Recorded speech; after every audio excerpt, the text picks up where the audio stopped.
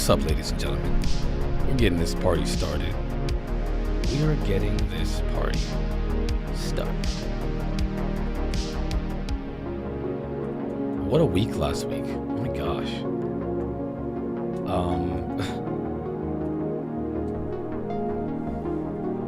You could tell that I was, dealing, if you will. Dealing.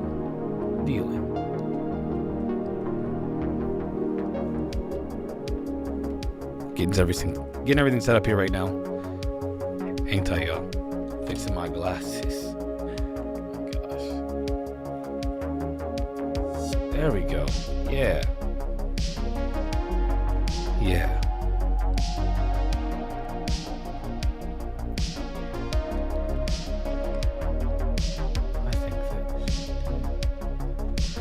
So, let's get started. Let me pull up my live. And let me actually get, oh my gosh, my light. There we go. That's better. I feel like I lost my voice again today. I don't know what, it could be the weather, that we're in like 150 degree weather now. We've allowed these execs to go and pollute the air that we breathe, ionize the atmosphere, shoot them chemtrails all over my city. I like it. Like a good American. Who needs clean air when you got God's gun in the country? Welcome to America.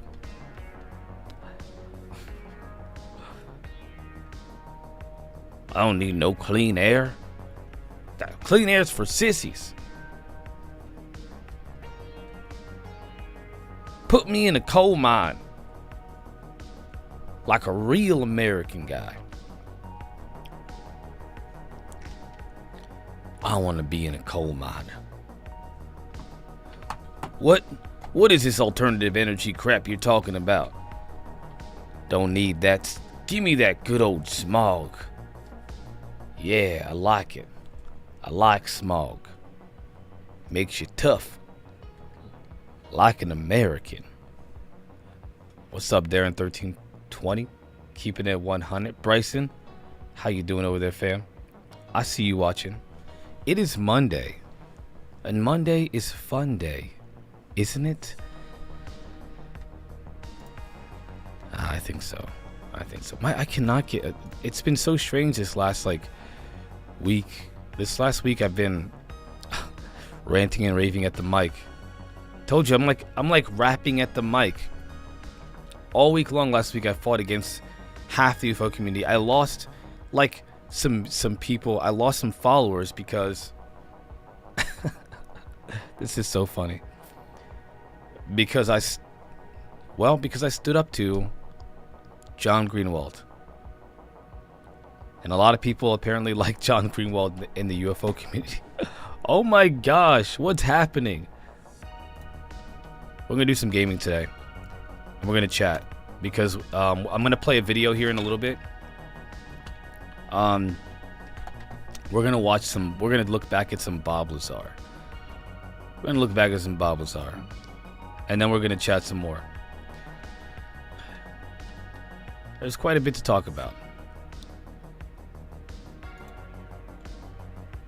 But yeah, I lost followers because I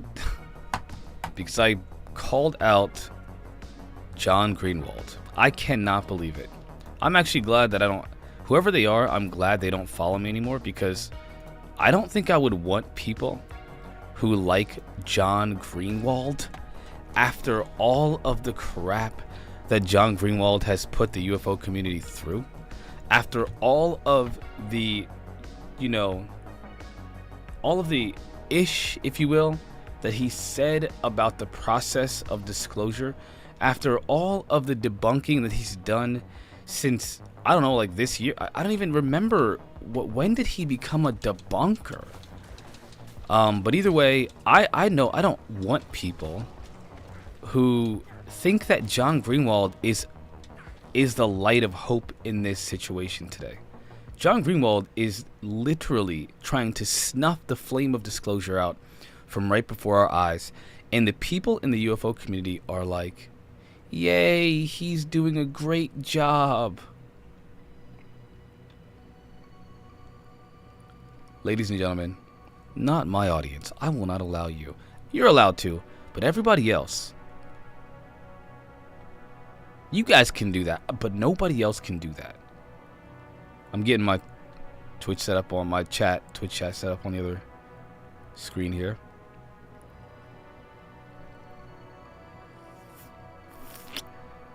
There we go. All right. Yeah, I cannot believe that I lost followers because of that. But I'll tell you this. I'm pretty much okay with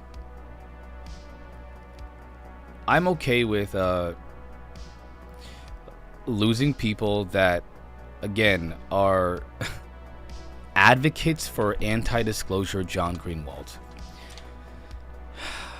I gotta say, I have to accept it. That's just the reality we live in today, right? We live in a reality where the ones who are pushing for disclosure are the ones that people are fighting against. The ones that have, for the last 80 years in different capacities, some of which have passed away before they've seen this day, are, some of them, their voices are muddled. Their voices are almost so faint that we have forgotten what they sound like. It's like when you're a kid and one of your parents dies, and yes, I'm talking about people like Stan Friedman, and you don't really remember what they sound like. You're trying to think about their voice, but you just can't recall exactly what it sounds. But you know that vaguely there's this faint whisper of their voice within you. That's gone. People have forgotten. They have forgotten John Mack. They have forgotten David Jacobs. They have forgotten Stan Friedman. They have forgotten Bob Lazar. They have even forgotten people that are still alive, living legends like Jacques Vallée. Or they maybe even have read his works. Maybe that's probably more likely. They haven't read his work. Okay? There is a lack, there's a loss of memory here. There's a loss of historical context about the nature of this movement, the disclosure movement, the phenomena, and the truth. For this new age, wishy-washy, mumbo-jumbo, you want to talk about what makes money? Stephen Greer charges $5,000 to go to his super special retreat where only he can teach you how to talk to these nice aliens from Zeta Reticuli who want to help the world with alternative energy. Okay? Now that is what people call truth. That is what the general UFO community is calling truth. I am losing my freaking mind. I can't believe it. Thanks for the love. I appreciate that. You know what I'm saying? That's love right there. I'm losing my mind. I am literally losing my mind with these people. I did spend a lot of time last week trying to call out some of these debunkers who once were the beacons of light, if you will, for the UFO community, but now, again, as I have previously stated, they are the ones suppressing the truth, and they are confusing facts, whether intentional or otherwise, doesn't matter. They're confusing facts. They're confusing it to the people that are listening to them. People trust them. Where is my mind? Where is your mind? I've lost mine. How can I tell you where yours is, Bryson? Tell me that riddle. There is definitely a forgetfulness. And with this new generation of UFology coming, where, again, there's this new age, like, thanks for the love, fam, I appreciate that, you know what I'm saying? There's this new age movement coming out. The secret, you know, it's all the secret, you know. Everything is what you think it is. And yes, I do believe in the power of manifestation. I absolutely believe in that. But like, you know, I also know that there are yogis out there who are like living a delusional life. I'm not sure if they suffer from mental illness or not, but like there are yogis out there who live this like, oh yes, I've been one with the source for my whole life, and I can tell you right now, you know, we're all connected. We're all just one. But then when they see a black guy on stealing a TV on you know, stealing some stuff on TV, they need to go to prison. Put those people in prison. It's like, wait a minute, what happened to your love and oneness, that love happiness crap you were just talking? Yeah, not for those ones. Aliens come down and take people from their homes. Oh, they're just like, wow, they're doing such a great service to the cosmos. You don't understand them. A black person is caught stealing a watch from a jeweler. Look at that! You gotta put those people, those heathens, in jail. Those hooligans, get them out of here. Mexicans just want to work in the U.S. Get them out of my country. Aliens come down here and abduct people, little girls. Oh wow, you just don't understand their intentions. Take a left at Albuquerque and you might find your mind. Yeah. Albuquerque, really? You got a Mexican guy.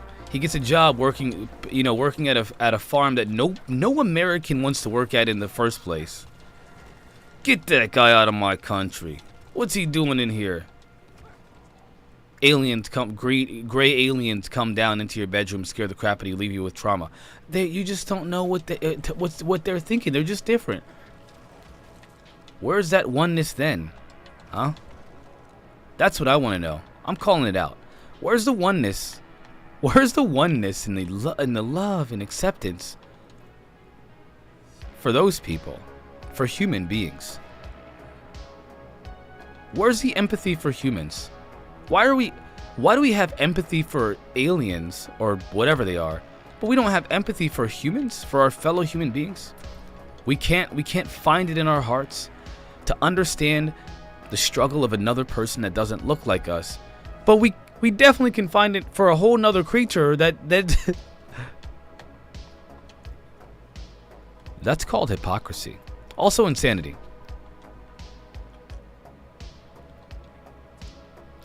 Why am I speaking about this? Because I want to see the same level of empathy for human beings. I want human beings to use that same empathetic, perspective for other human beings. Of all nations, of all places, have that same empathy. Darren 1320, that is good to hear. But most people in this, they're not showing that empathy for our fellow humans.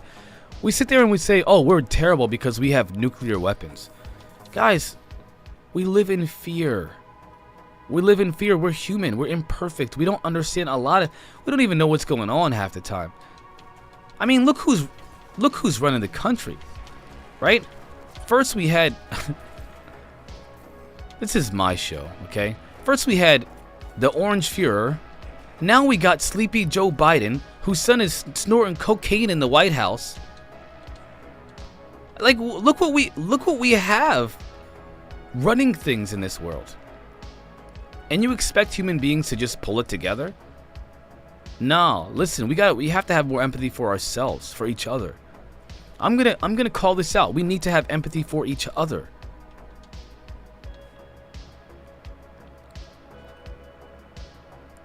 We need to do that for ourselves. I don't hear people saying, for example, oh, that guy Jeffrey Dahmer, all those terrible things he did to all those people, he's just misunderstood. But you put if Jeffrey Dahmer was a Zeta Reticulan, man, they'd accept him right off the bat. You just don't know what is it. Maybe somebody made him that way. Maybe somebody made him do that. That's literally my ontological brother. What's up, what's going on, karaoke? We out here talking about hypocrisy, you know what I'm saying? Yes. Why am I talking about this? Because I refuse to stand by and watch the world descend further into chaos without saying, something without bringing some kind of clarity to the situation. And I definitely will not stand by and watch people tell me that aliens can come and they can unexpected pregnancies can happen to them.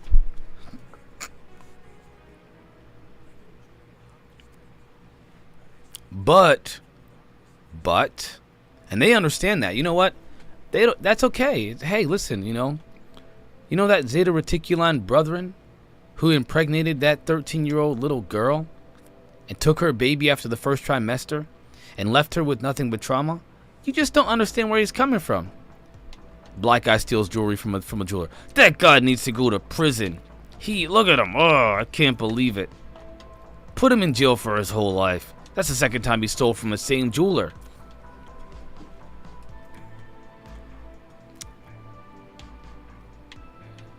I'm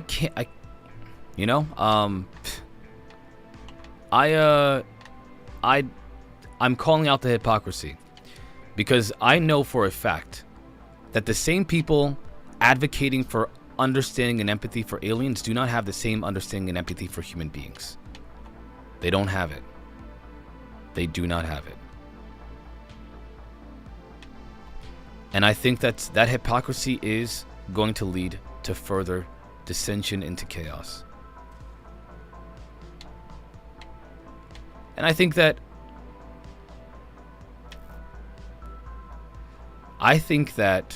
if we don't recognize the same kind of teaching that people have for the aliens, have that same level of empathy for us, for your fellow human kind, I can assure you, a black isn't as different than you in comparison to a gray. Referring to the aliens, okay? There are no gray humans as far as I know. Maybe a hybrid, I don't know. But I want to see the same level of empathy for the blacks, the Mexicans, okay? I want to see that same level of empathy for my white brethren, who just so happen to be quite wealthy. But there are people that want to harm them too because they're wealthy. Oh, they're mad because they're rich. Have the same level of empathy for every human being, no matter what race, color they are. Have that same empathy for your fellow humans that you have for these Zeta Reticulans, okay? That's what I want, and that's what I advocate for.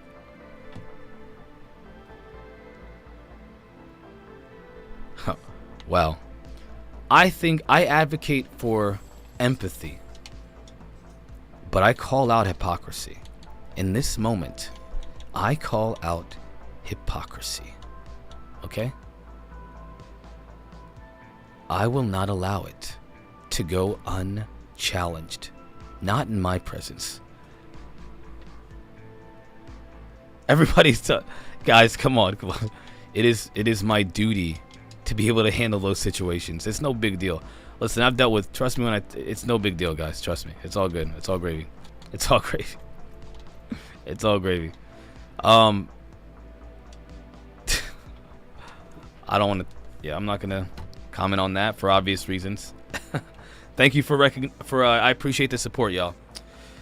But what I'm talking about today is, and the reason why I'm talking about this week in UFOlogy, we got what I think is one of the greatest movements towards disclosure that we've ever gotten in human history. A part of me wonders if we never got all of the things up to this point, would this ever have happened with David Grush and Ryan Graves and Commander Fravor? Probably not. I don't think it would be as credible. I think it would be far less credible. I think it is, again, this is where amalgamation comes in.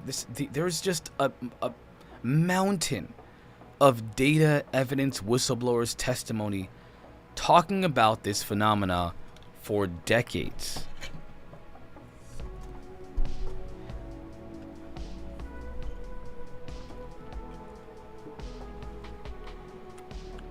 You see what I'm saying, karaoke? You know what I'm talking about.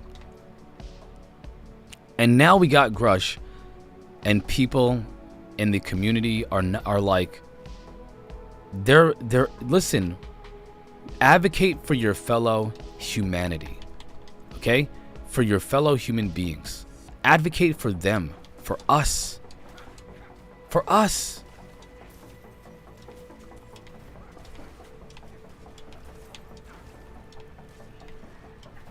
Advocate for, show some empathy and understanding for a you know, a guy who has a series of unfortunate events and ends up homeless.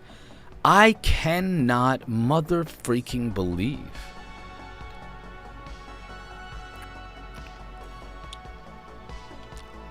this is, you know why I'm having, because I can't believe that the same people that show no compassion for the homeless, the most vulnerable of us all, no compassion, right? No compassion for the homeless, but they have compassion for the intergalactic super powerful space brethren. I have a problem with people, comments that people make, not the person, okay, but the comments that people make when they say things like, well, when a conflict with non-humans is being talked about, was it us or them? Wait a minute. Why is objectivity being exercised in this situation for aliens who are literally nothing like us? Keep in mind, these people say that aliens don't think like us. Okay, but humans think like you, and you have no empathy for other humans. What's up, people? What's going on here? Kirkpatrick, he ain't gone yet. Kirkpatrick's still in his... But he is receiving a lot of heat right now. Kirkpatrick's in trouble, y'all. NIMBY? What does that mean? What's a NIMBY? Did I just curse? Is NIMBY a curse word? Don't you get me saying... You know what? I should have waited. I should have asked first. Derek, every woman in your life is smarter than you. Every woman in my life is smarter than me. Remember that. You'll survive a long time if you believe this, okay? Every woman in your life is right, and you're wrong. And I'm telling you, for your own safety, believe this. Or at least pretend to. I care about you, man. I've got empathy for my fellow brethren. Just trying to help you out here, brother. What is in this freaking area?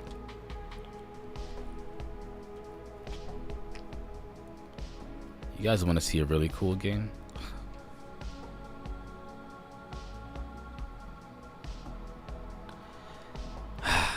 So yes, today I rant. Search for the missing merchant. Today I rant because I will not let these things go unchallenged. Now, we're going to check out some Bob Lazar videos, all right? I'm actually going to hop out of this game because I don't particularly think it's a very fun game to watch, to be honest. I don't even know why people watch it. It's a fun game to play, I'll tell you that. But it's... I can't pleasure myself watching this. I don't mean it like that. You know what I mean. I can't have fun watching a game like that. I can only have fun playing that game. So we're going to check out a video by Bob Lazar.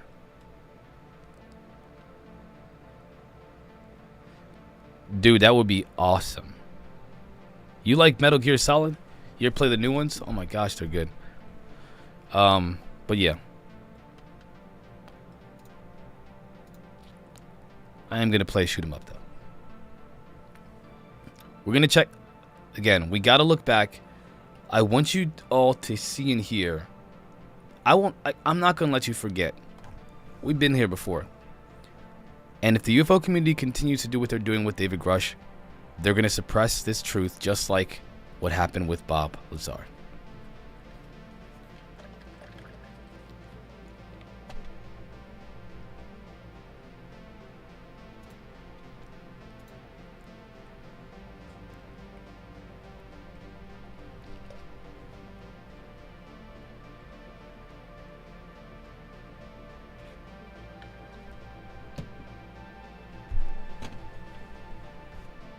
I can tell you right now, the likelihood of me getting a video game anytime soon, probably not so high.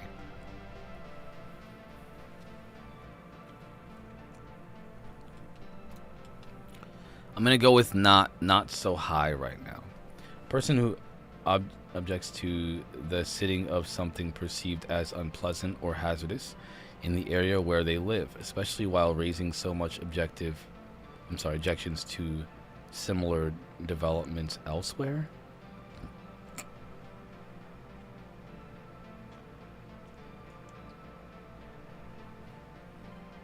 What? Let's Google this.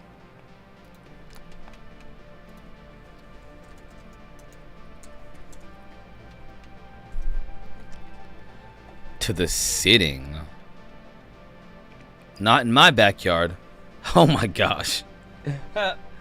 Not in my backyard. You whippersnappers better get out of here. I told you to get off my lawn yesterday. One of you kids left a condom on my backyard. I saw it. I don't know what you're doing back there, but you stop it. Trigger alert. You guys want to hear a joke? Trigger alert. Trigger alert. No, I can't do that. No, it's never mind. I'm not going to do that. I can't. I'm not going there. This is not that kind of channel. I'm not going there. All right, well, I got it. A NIMBY is not in my backyard. You get out of my backyard.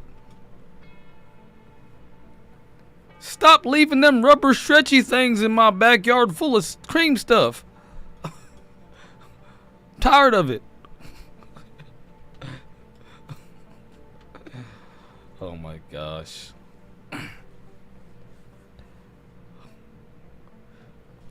Back in my day. Yeah.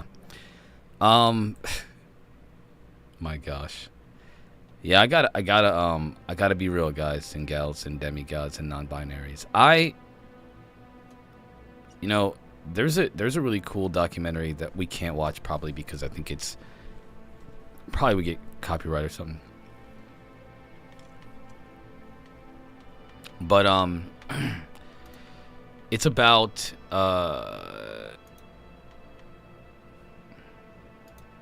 maybe it's more of an English thing. Maybe, I don't know.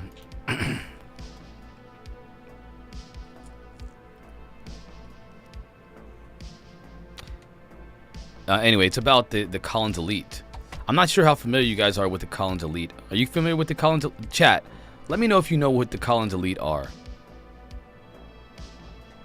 Hold on one second, guys. I forgot something.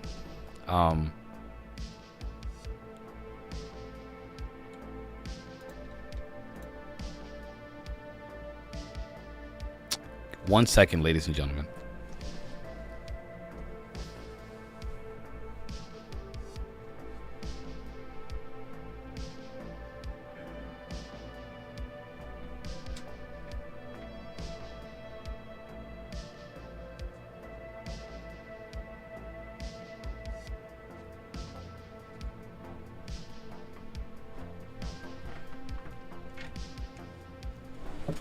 You've never heard of the Collins Elite?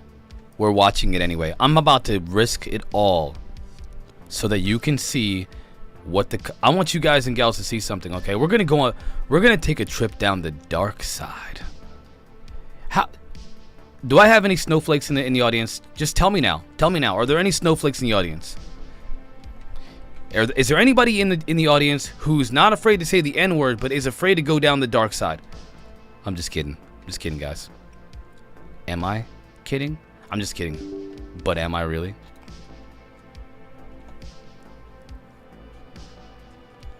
Collins make a famous world-renowned dictionary.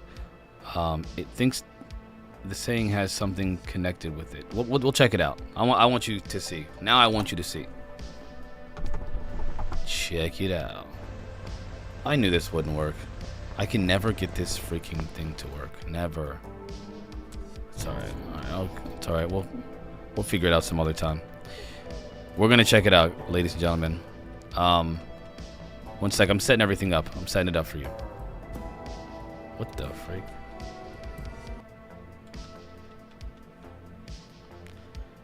Up top now, not sure how I feel. It is quite different. The user interface, the layout is different, for sure. But yeah, get ready, y'all, because we're about to take a trip down the dark side. All right, and take this video with a grain of salt, okay? Don't like, you know,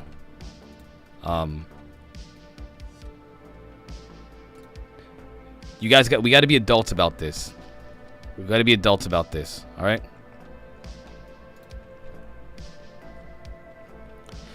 Let's see if I can find this freaking video. I watched it so long ago.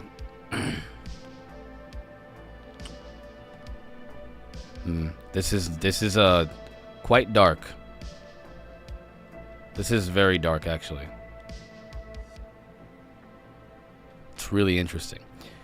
I think this is it. Oh.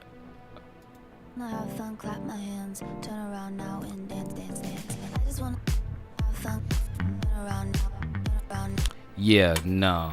I think this is it, yeah. Is this it? Let me see. Yeah, this is it. All right, it's a 52-minute video. Again, today we're just kind of like, I want to explore a couple things. I want to watch this. I want to check out the Bob Lazar video. It's going to be a watch day. But we are definitely chatting, because I always got things to say. Don't keep it real, y'all. Now listen, unshockable, no snowflake here. That's what I'm talking about. Same here. I laugh at things that make me mad. Last week, you guys should know this. When I'm angry, I make jokes. Last week, I was pissed. I was angry. You know this. Chat, you know we're like fam now, right? Last week, I was so angry, which is why I joked my way through the entire this whole show, is because the only way that I can deal with the level of insanity that's out there is by just joking about it. So, I want to tell you guys something. I don't think you realize. You're like, oh, you know, Marquise, a.k.a. Dr. Door. That's me. My government name's Marquise, first of all. Dr. Door is what I go by. You feel me? And I look forward to these moments where I get to sit here and talk with you guys. I seriously feel like it's not enough time. I want to do this longer. I want to do this for more, but again, I gotta get to that point. Speaking of which, karaoke, I'm not gonna forget karaoke. Ladies and gentlemen, if you want to, here's a way you can support me. I'm posting my GoFundMe. I'm posting my The month is almost over, so the GoFundMe is about to reset. I'm resetting the GoFundMe tomorrow. So, because each month I have to hit a certain, hoping to hit a certain amount for the GoFundMe. In between the GoFundMe and the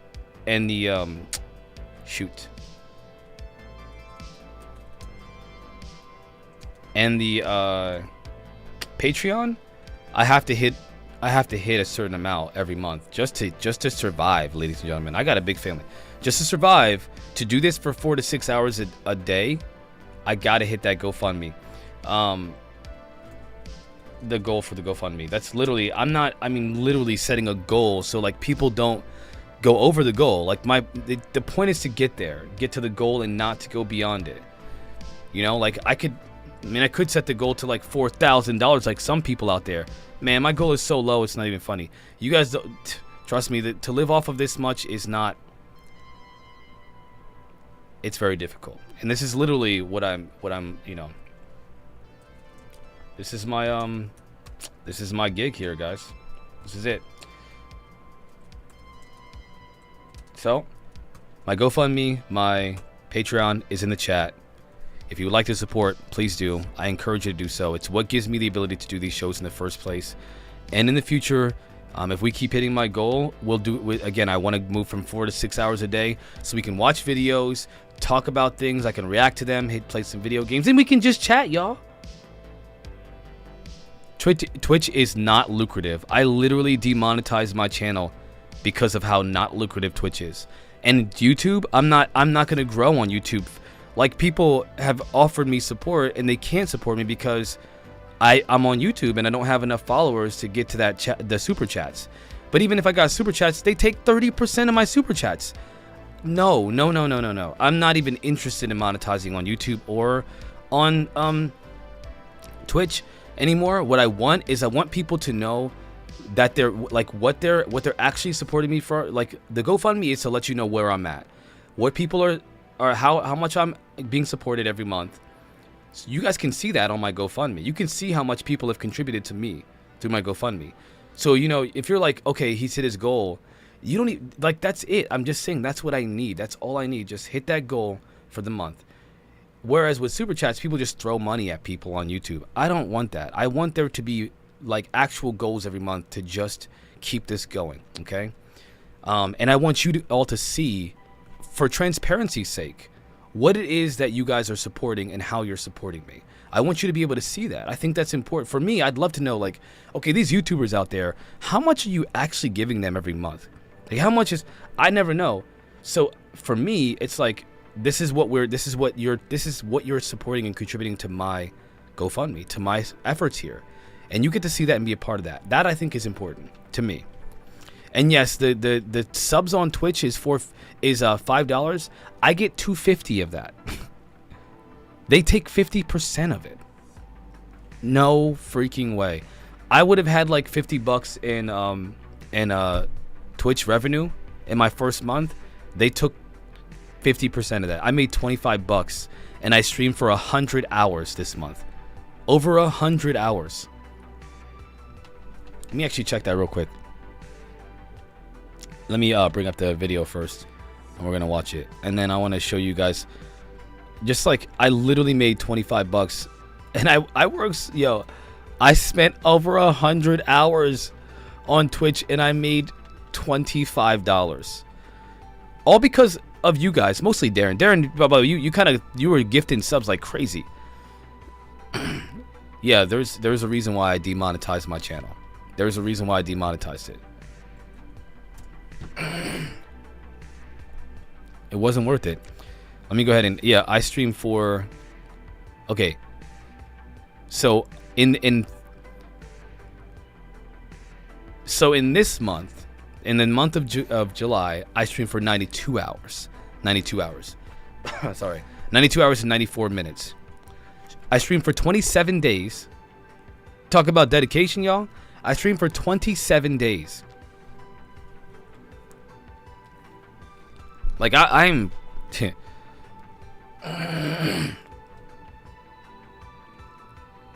trying to put as much into this as I can.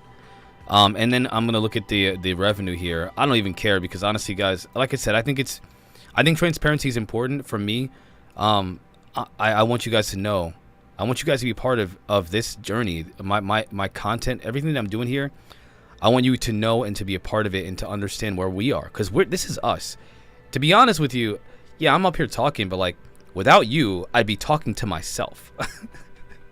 I'd be talking to myself. So like we're doing this together. I'm looking for the revenue. So if you're wondering what the heck I'm doing, I'm trying to find out where's the earnings at? It doesn't. Maybe I lost that because of oh my gosh, I think they took that 25. They couldn't have. There's no way they took that. I don't know. I think they might have taken it. Let me see. Oof. Uh-oh. Let me see.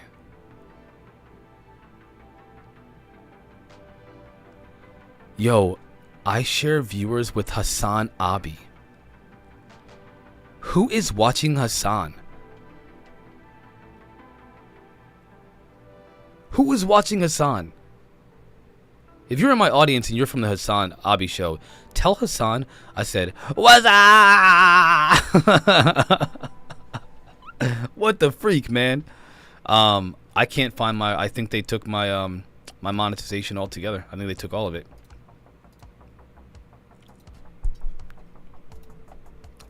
Yeah, my total time streamed of all time is 100 hours. Exactly, 100 hours and 45 minutes. Are you kidding me? Of course I watch V. Hassan Abi is like, I think they call him a left-wing Twitch streamer.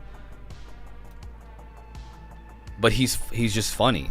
I mean, I don't agree with everything that dude says for sure, but like I still like watch him. I watch Ben Shapiro. I watch all the different sides of people in the U.S. because there's always something that they have to offer when it comes to like their perspective about what's going on. You don't want to be stuck in an echo chamber where you don't hear different people's perspective. So for me, I like to listen to all these people, but Hassan is just he's a funny dude. He's a dude, he's a bro. He's literally a bro. We don't agree on all our politics are different. I don't even have politics, but if I did, they'd be very different. I think that Twitch took my revenue. I'm not gonna lie. I think they took it all. Yep.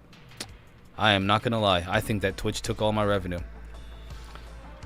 Well, I had $25 in Twitch and now I have nothing. So from Twitch, but you guys do see my GoFundMe. It's almost hit the goal. It's gonna reset today anyway.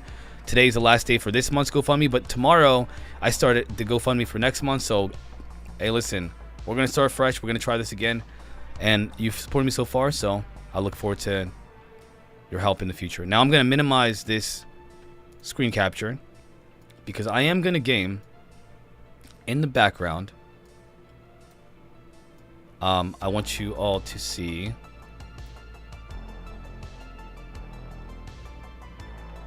We're gonna go with The Division, ladies and gentlemen.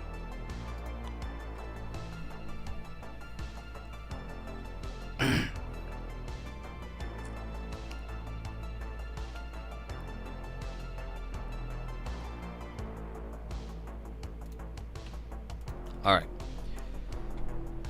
You're lying. Oh, Low-Key Season 2 just dropped the trailer. Okay, I was about to say. That was a freaking awesome. There are so many implications in these new Marvel movies about the multiverse and things like that. The new one, The Secret Invasion, suggests that there's a shape-shifting race of beings, of aliens that infiltrated certain aspects of our civilization and are causing all the chaos and violence in our world. They're trying to cause conflict between our nations so they can essentially take over the world after we destroy ourselves and each other. If that isn't indicative of what's probably going on, I don't know what is. Somebody trying to tell us something. Marvel is a part of the disclosure movement, all right? Marvel Universe is a part of disclosure. I don't know if I can watch trailers on here. I mean, I guess, you know what? You guys want to watch the trailer? Let's check it out. We're going to turn this music off because we're going to be turning it off anyway. So let's check out that trailer, y'all. Yeah. Oops. You know what one of the coolest games I've ever played is? And they canceled it? Anthem. Anthem is one of the coolest games I've ever played. And yet, they canceled it. You know why they canceled it? Derek Galloway, thank you so much, my boy. I got that. I appreciate the support. Nothing but love, fam. Nothing but love. That's what I'm talking about. Thank you. Thank you. Now, low-key trailer. Really, Mark? What kind of a doctor are you? What kind of a doctor forgets how to spell low-key? Leaky?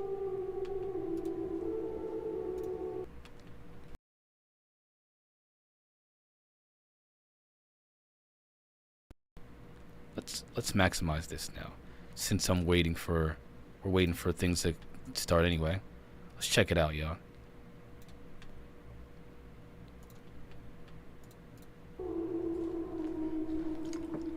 OB? Hello? We have a little bit of a situation we wanted to run by you. Mobius! Wow!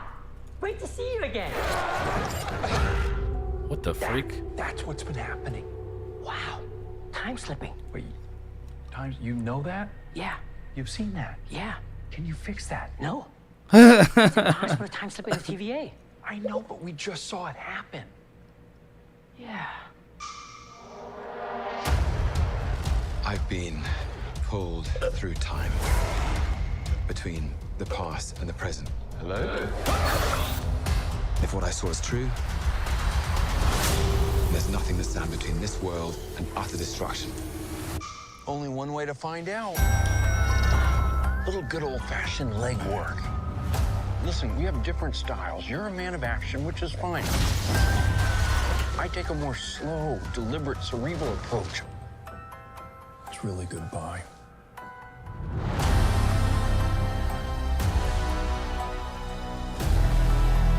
It's up to us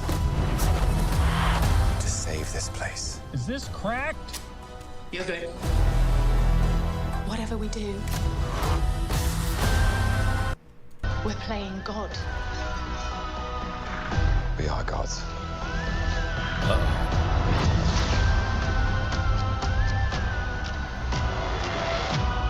But how do you choose who lives and who dies? Make the hard choice. It's him. You better run! War is on its way. Come on, you're the god of mischief.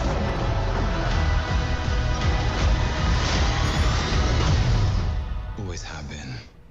Always will be.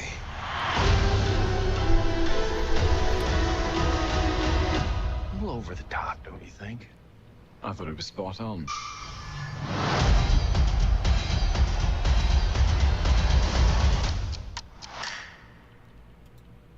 Yeah, boy. I dig it. I'm freaking ready for it. I'm ready for it. Look, the first season of Low-Key was so good. By the way, V is awesome. And also, to finish this off, yes. Listen,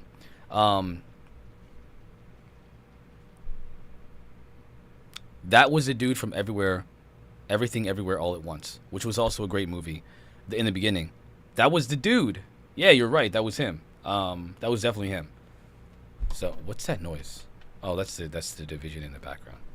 All right, so now we're gonna get into this video. I want you all to check this video out, and I want you to tell me.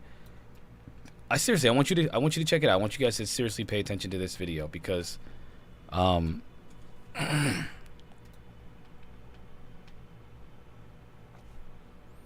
want to know what you think about this. What about the game capture? Why are you not showing it? Nah. 1 second. Check this out real quick.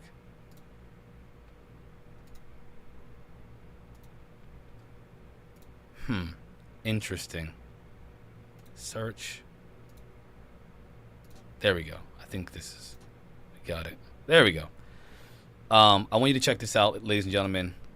Boys and girls. Demigods. Non-binaries and everything in between. Werewolves.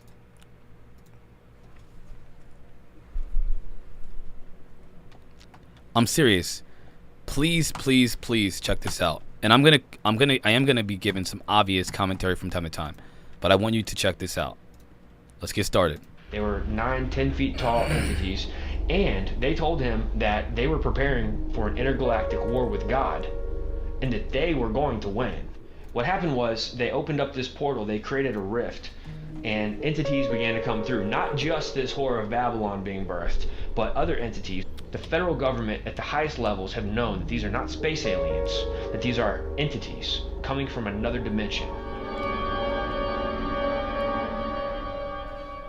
My name is Wes Fall, and I am part of Fall Brothers Productions and Fourth Watch Films with Justin Fall and with Chad Riley. And the Lord just directed our steps into kind of a full circle. We both went to film school, Justin and I did, years ago, and we had to pay bills doing other things, but the Lord brought us back to making films. And so it's been a crazy ride, but I'm just glad to be here and doing what the Lord's called us to do. My name is Justin Fall, and my background is in film production. I'm a film student from the Art Institute of Atlanta, and I'm also a career researcher. My main focus in life is to be able to wake up the church. I want to be able to better equip the church, and I want them to understand that the times that are going to be coming upon the face of this earth, which we are approaching, no one would deny that crazy prophecy.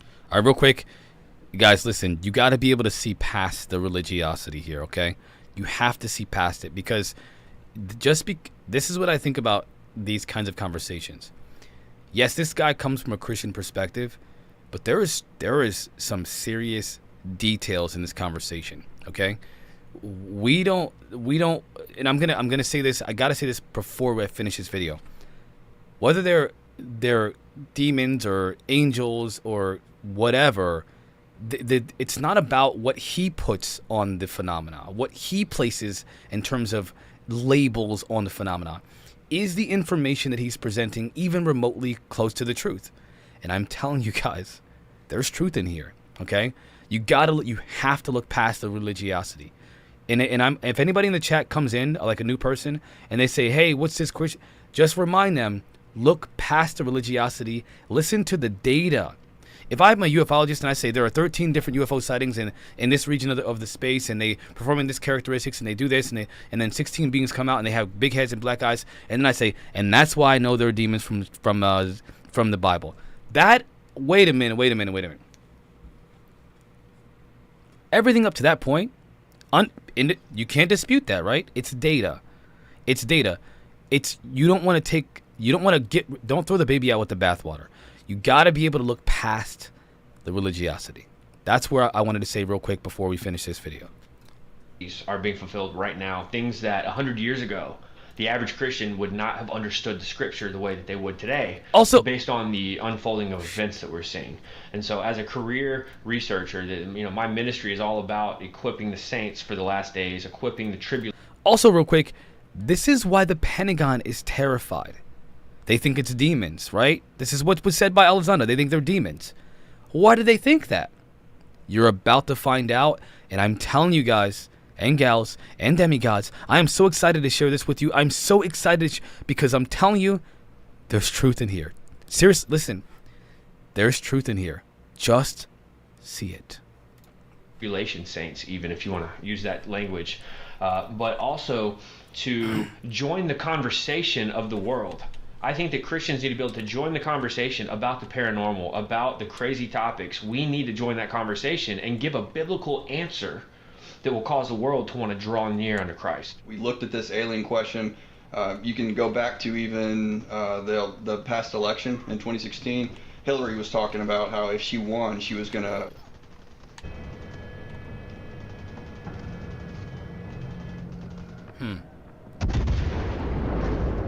Something strange happened.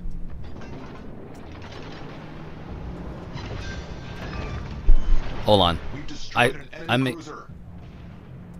may have to switch it to another YouTube profile. Like, how did that happen? Yeah, we are not watching commercials. I'm switching it. Hold on, guys. Yeah, we're not doing commercials. I'm not doing that. I refuse. I refuse to do commercials. We're gonna do it on a different thing here.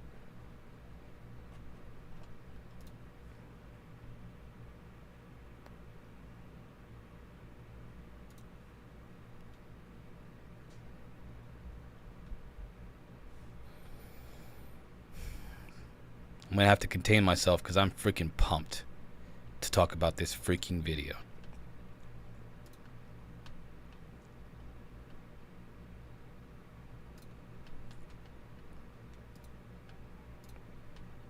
All right, let's do it. We're not watching commercials, so we're gonna... the conversation about the paranormal, about the crazy topics. We need to join that conversation and give a biblical answer that will cause the world to want to draw near unto Christ. I think what's happening is people are having experiences, and this is so major when you consider that an experience, one simple experience in an individual's life, can change the course of their life. I mean, they have one supernatural experience and it can change everything. And so as a Christian, we see what the Bible teaches, but the world doesn't have that foundation. And so when they have a supernatural or a paranormal experience, they're now going to go down a different direction, and I believe it's a toxic direction. so much that people are having these experiences and they're wanting to get answers, and so they're getting the wrong answers from the wrong people, and they're now wanting to communicate with said entities. You know, the UFOs. I heard a story just the other day. A dear friend of mine had a family member living in Hawaii, and his whole religion was not anything written in a book. His religion was based on his experience. And his experience was to walk out on the beach, sometimes using psychedelics, and he would just stand with his feet in the water in Hawaii, and he would be communicated with by alien entities. And the friend of mine who told me the story, he's a born-again Christian, he's firm in his faith, he's very much awake to the deceptions of the enemy, but he shared this with me, and he said that these experiences have changed this man's life because you can't tell him A, that those experiences weren't real, or B, that those experiences were evil.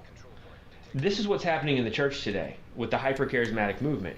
They are having experiences, and they're told that this is the Holy Spirit. Wow. Well, what do you think it is?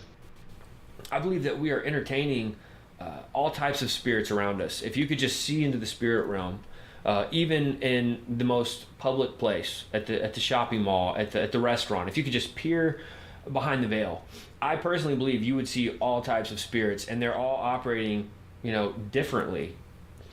A familiar spirit is familiar with the person that it's going after. They know where you eat, where you sleep, where you live, and as a Christian, those familiar spirits are going to want to come towards you and to tempt you where they can.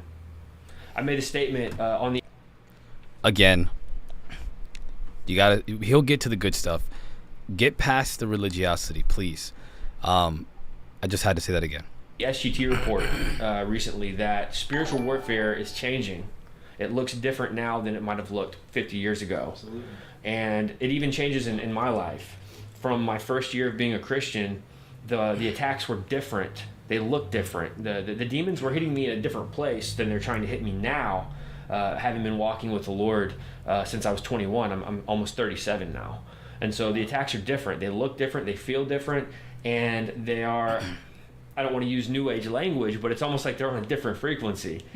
So do you believe that the other side is adapting to the modern consciousness of people, that how everybody's changing and with technology and smartphones? Do you think that they're using that? I think they're using that, but I think it's more on a personal level.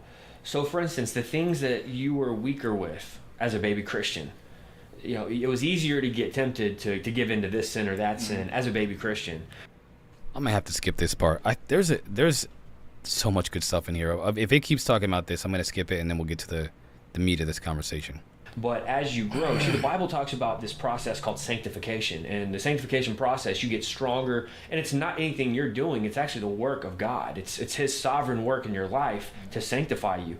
He bears fruit in our lives. Now, when I think about that, I think about how we get stronger in the Lord, and our faith gets stronger. We're closer to Him. We're being sanctified.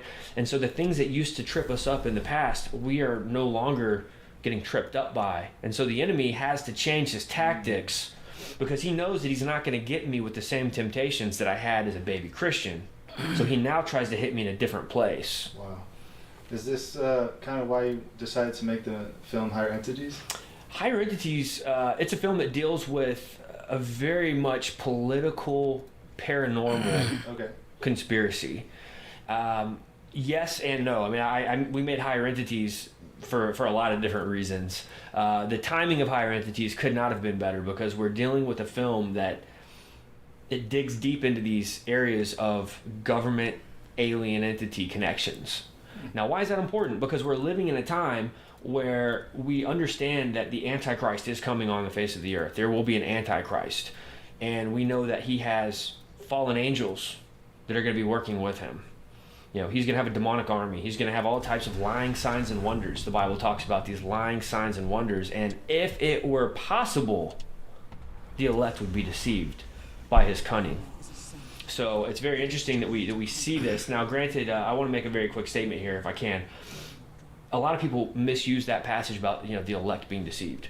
The elect are deceived in everyday life. As a Christian, we get deceived. I get deceived sometimes. We can all be deceived as Christians, but that passage is referring to a specific time, specific place, dealing with your salvation versus the Antichrist.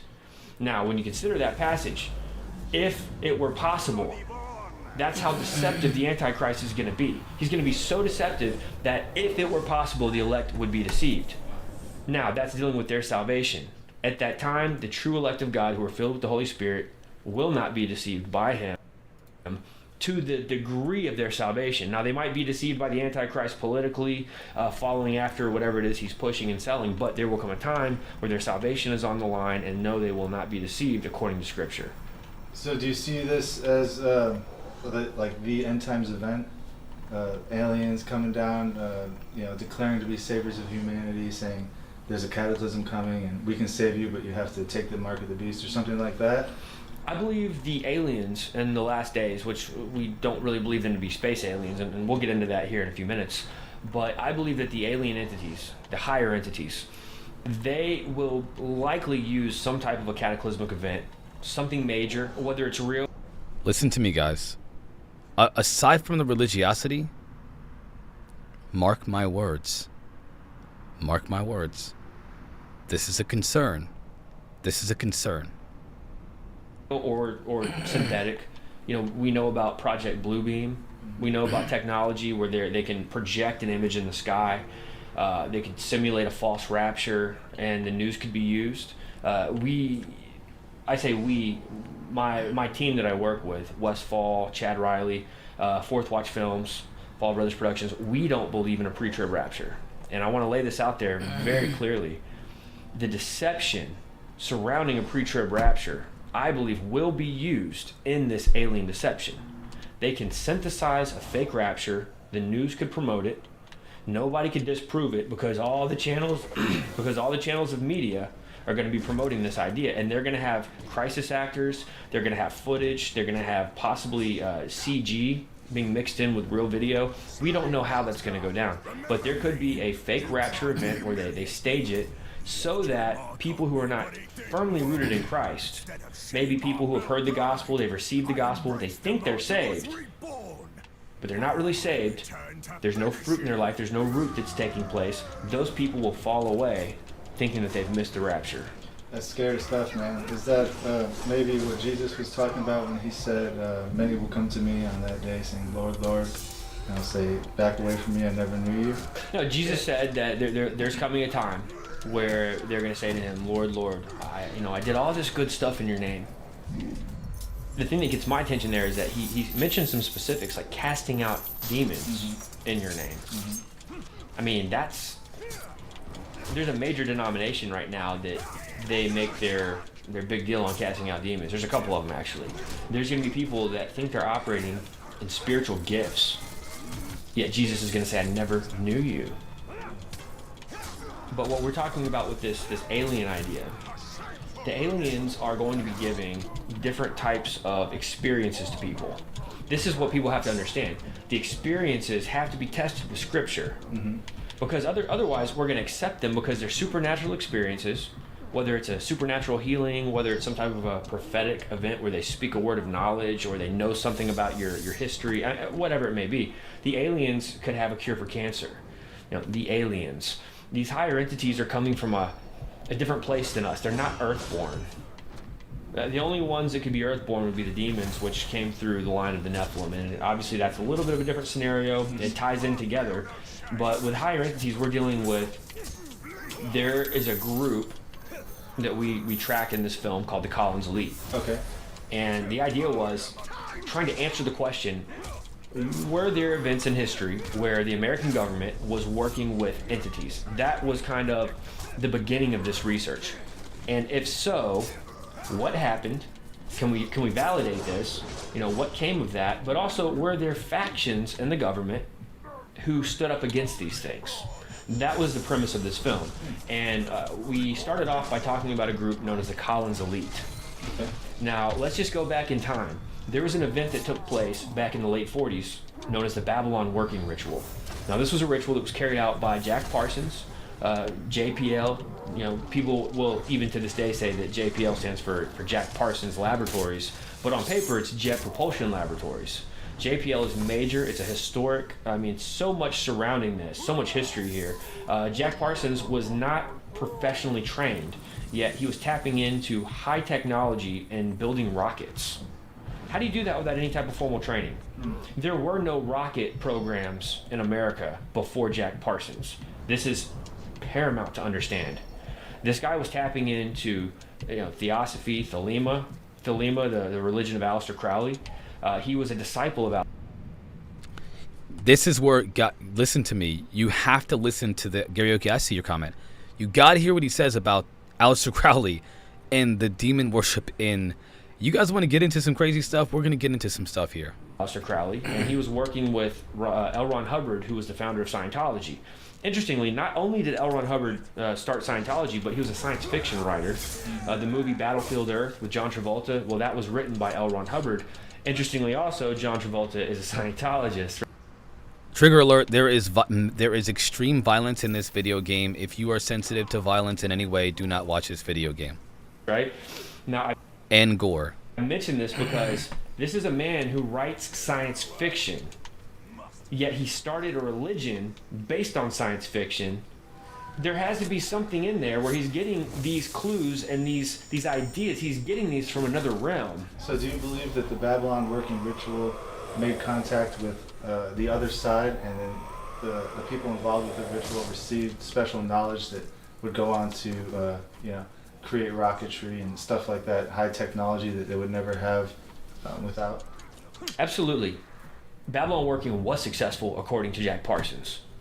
Matter of fact, Parsons said in his Antichrist Manifesto that they were successful and that a child was conceived in that act, and that there was a spirit known as Hilarion.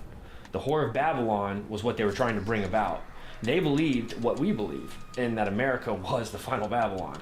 Like, this was the revived Babylon. They believed it, and they were occultists.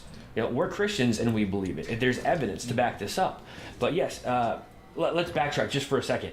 What happened was they opened up this portal, they created a rift, and entities began to come through. Not just this Whore of Babylon being birthed, but other entities, because people all over the place started having paranormal encounters, and they began to report this to law enforcement, report this to the FBI, report this to whatever agency they could get in touch with. And so the federal agencies said, we've got to come up with an answer for this. We were not prepared for any of this. There's UFO activity, there's talk of entities and demons and winged creatures and just all kinds of weird, just paranormal demonic activity following this ritual that Jack Parsons said finally worked. They did the ritual for a couple years. It finally worked, finally stuck. And that's what a scientist does. A scientist is going to work at something. He's going to work at the hypothesis until it's proven true or false. Now, finally, the researchers, the government puts together this group that says we're going to get answers to what exactly took place out there in the desert in California by Jack Parsons and L. Ron Hubbard. These are actual events that actually happen. And again, this is the kind of stuff that I drew from this most, was like, what are the truths in this that are absent of any religiosity being spoken? What are things that are, like, no matter who you are, no matter what your religious background are, is there a truth to this? Why is the government working with demonologists or demon worshippers or devil worshippers and Scientologists? What's going on here? They go to Jack Parsons, and keep in mind, Jack Parsons is also working with the government. He's now been given, special privileges on things. So they go to him and they say, Jack, all of this stuff that's happening right now, did you do this? Did you do this? And he said, I think so. Now, shortly thereafter, Jack Parsons blows himself up in a lab. Right. Accidental. It was not intentional. Right. Yeah. The occult belief was that whoever opened up the portal had to close the portal. Well, Jack Parsons is now dead. And the federal government is now having to understand and depict exactly to the public what's happening here. And so this group is researching, and out of that group, they finally start to make some headway. They know they're dealing with entities. And so in all of that, they begin to try to make contact with those entities, maybe for some help, maybe because they're trying to figure out how to close this thing, maybe they're trying to figure out how to undo what Jack Parsons did. So they go through satanic rituals to communicate, because that's the only... Listen, this is it. This is important. They're using rituals to summon, to contact the non-human. Satanic rituals. This is not a joke, guys. This is not a... It's not about religion. It's about the belief in something, right? That leads these people to the entities from somewhere else. Only method of communication that they know that works to contact these entities. In doing this, there's a small faction known as the Collins Elite. This is where our film picks up. The Collins Elite was a small group inside of this larger group that was originally created to get answers to all of this. But once they began to engage in satanic rituals and magic and alchemy, this group says, hey, you know what? This is not what we signed up for. This small group raises up. It's a faction. It's a counterpoint group, which means that they are no longer in agreement with the big group. They have a different opinion. They say, we have a Christian worldview. This goes against our Christian worldview. And so this is the part of the government, the DOD, that's like, that thinks that this stuff is demonic. Why would they come to some random conclusion like, oh, aliens are demonic? Why do you think they believe this, guys? Come on. You have to ask yourself. When Lou Elizondo said that they have this religious perspective about demons and angels, right? Why do they believe that? Why would they randomly believe that? This is why they believe that. Because they're aware of these programs, guys. They're aware of this stuff. They see that entities are being channeled and communicated with, and now technology is being given through these rituals to these other members of the government. So the Collins Elite says, whoa, whoa, whoa, this is dangerous. You guys are really playing with fire here. We can't support this. We can't do this. And they came up with this idea that the aliens were going to take over, and that in order to protect our country from the aliens, from the entities, they believed that we needed to instate a forced theocracy based on the law of Moses. Wow. Because they thought if our country would go back under the law of Moses, that we would be untouchable from these entities. Do they have any reasons to believe so? Have you uncovered anything that shows that they brought up the name of Jesus or anything like that? We've got nothing about that. Okay. Matter of fact, let me just give a little more detail here. This group, this bigger group that was researching to get answers, they did not exist. Okay, this was what's known as a limited access program, or an LAP. A limited access program means that nobody in Congress has to know about this. You've got literally just the group, and maybe a director knows about it. Nobody else. It's completely classified. It's top secret. It's under lock and key. But I want to mention something. One of the bombshells that we dropped was that there's a declassified federal document. Anyone watching this interview can go find this document. It's on the FBI vault. What's the name of it? 6751. Document 67. All right, come on. Let's see if this is out there. We're going to check the ether. We're checking the ether for document 6751.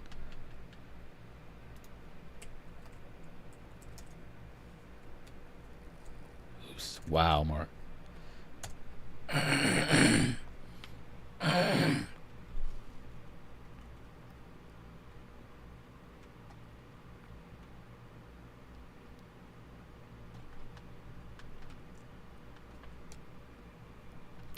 All right, we got that. I'm gonna log that in. I want to know what he says about this. I looked this up before, but I don't remember exactly what was going on. So, 751. It's a document from the 40s. It was written by a prominent member of academia, and it was submitted to the FBI.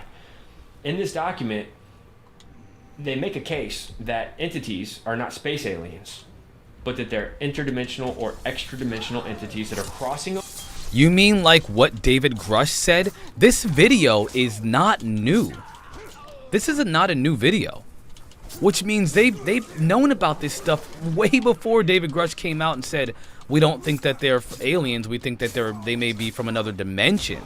Do you think this is all an accident? Come on, guys. Over from a plane known as the ethereal plane. Wow.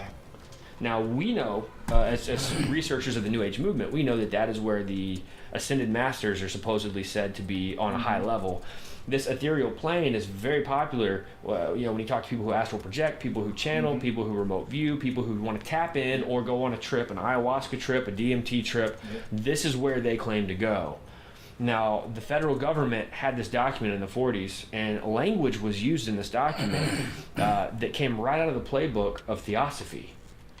Now, the guy that received this document, this is so crazy. The federal agent receives a document, and look, the FBI is constantly bombarded with phone calls and letters and emails, and they just can't deal with all of the propaganda from citizens. People make stuff up, and it's just it's nothing. It's crying wolf. So the FBI has to really be careful what they accept and what they don't. But this was back in the 40s. Man. A little different back then than it is today. Absolutely. So the guy that receives the document, he recognizes that this information was received through paranormal means. As a matter of fact, the language used in the 40s was supernormal. That's the old way of saying paranormal, supernormal. So he says that all of this information was received through supernormal means, therefore we need to discount it. It's not valid information. Now that's the headline that he put, like a cover letter. If he really believed that, why did they classify the document? Why did they classify it and then forward it to all of these FBI prominent members at the highest level of security clearance? Why in the world would they classify it and lock it up if they didn't believe it? It wasn't until years later that they declassified document 6751, and I read this document and I'm thinking, okay, since the 40s, the federal government at the highest levels have known that these are not space aliens, that these are entities coming from another dimension. Since the 40s. You think David Grush doesn't know what he's talking about? Come on, y'all. Yet they've promoted an alien agenda. That's unbelievable. So, in your opinion, do you believe that these entities that they made contact with are the ones that are in document 6571? Are they fallen angels? Or specifically, biblically, how can we equate that to our worldview? 6751 does not give specific classifications of entities per se. For instance, when you talk to someone who has worked in a deep underground military base, which we've interviewed people, they talk about different classes of entities. None of that is really mentioned in 6751. It's more so an overall summarization of what's going on. Now, there were some information about traveling through the dimensions. There's some very fascinating tidbits in this document. And we don't really go too deep into the document other than referencing it in the film, because we had to go through, we've got over 300 declassified documents in our collection right now, all pertaining to aliens, UFOs, extrasensory perception, psychic activity that they're training people to operate in. The federal government has been training people in the occult since the 40s. Training them in how to operate in occult magic and occult sciences. Everything our Bible tells us is absolutely forbidden. Our federal government has been a part of this since the 40s. And I want to add, back in the 40s, they still promoted the idea of a Christian nation of America. Yet behind the scenes, it just goes to show that the people in charge of our government have been pacifying the society since the beginning. And I don't understand how people could be so stupid. So sorry. We present the information. This is what they said in the 40s, and it's only gotten worse over the years. Now, let me just draw us into this other area real fast. Dagnabbit. This group, the Collins Elite, they really wanted to create, how can I put this? They wanted to create some type of resistance.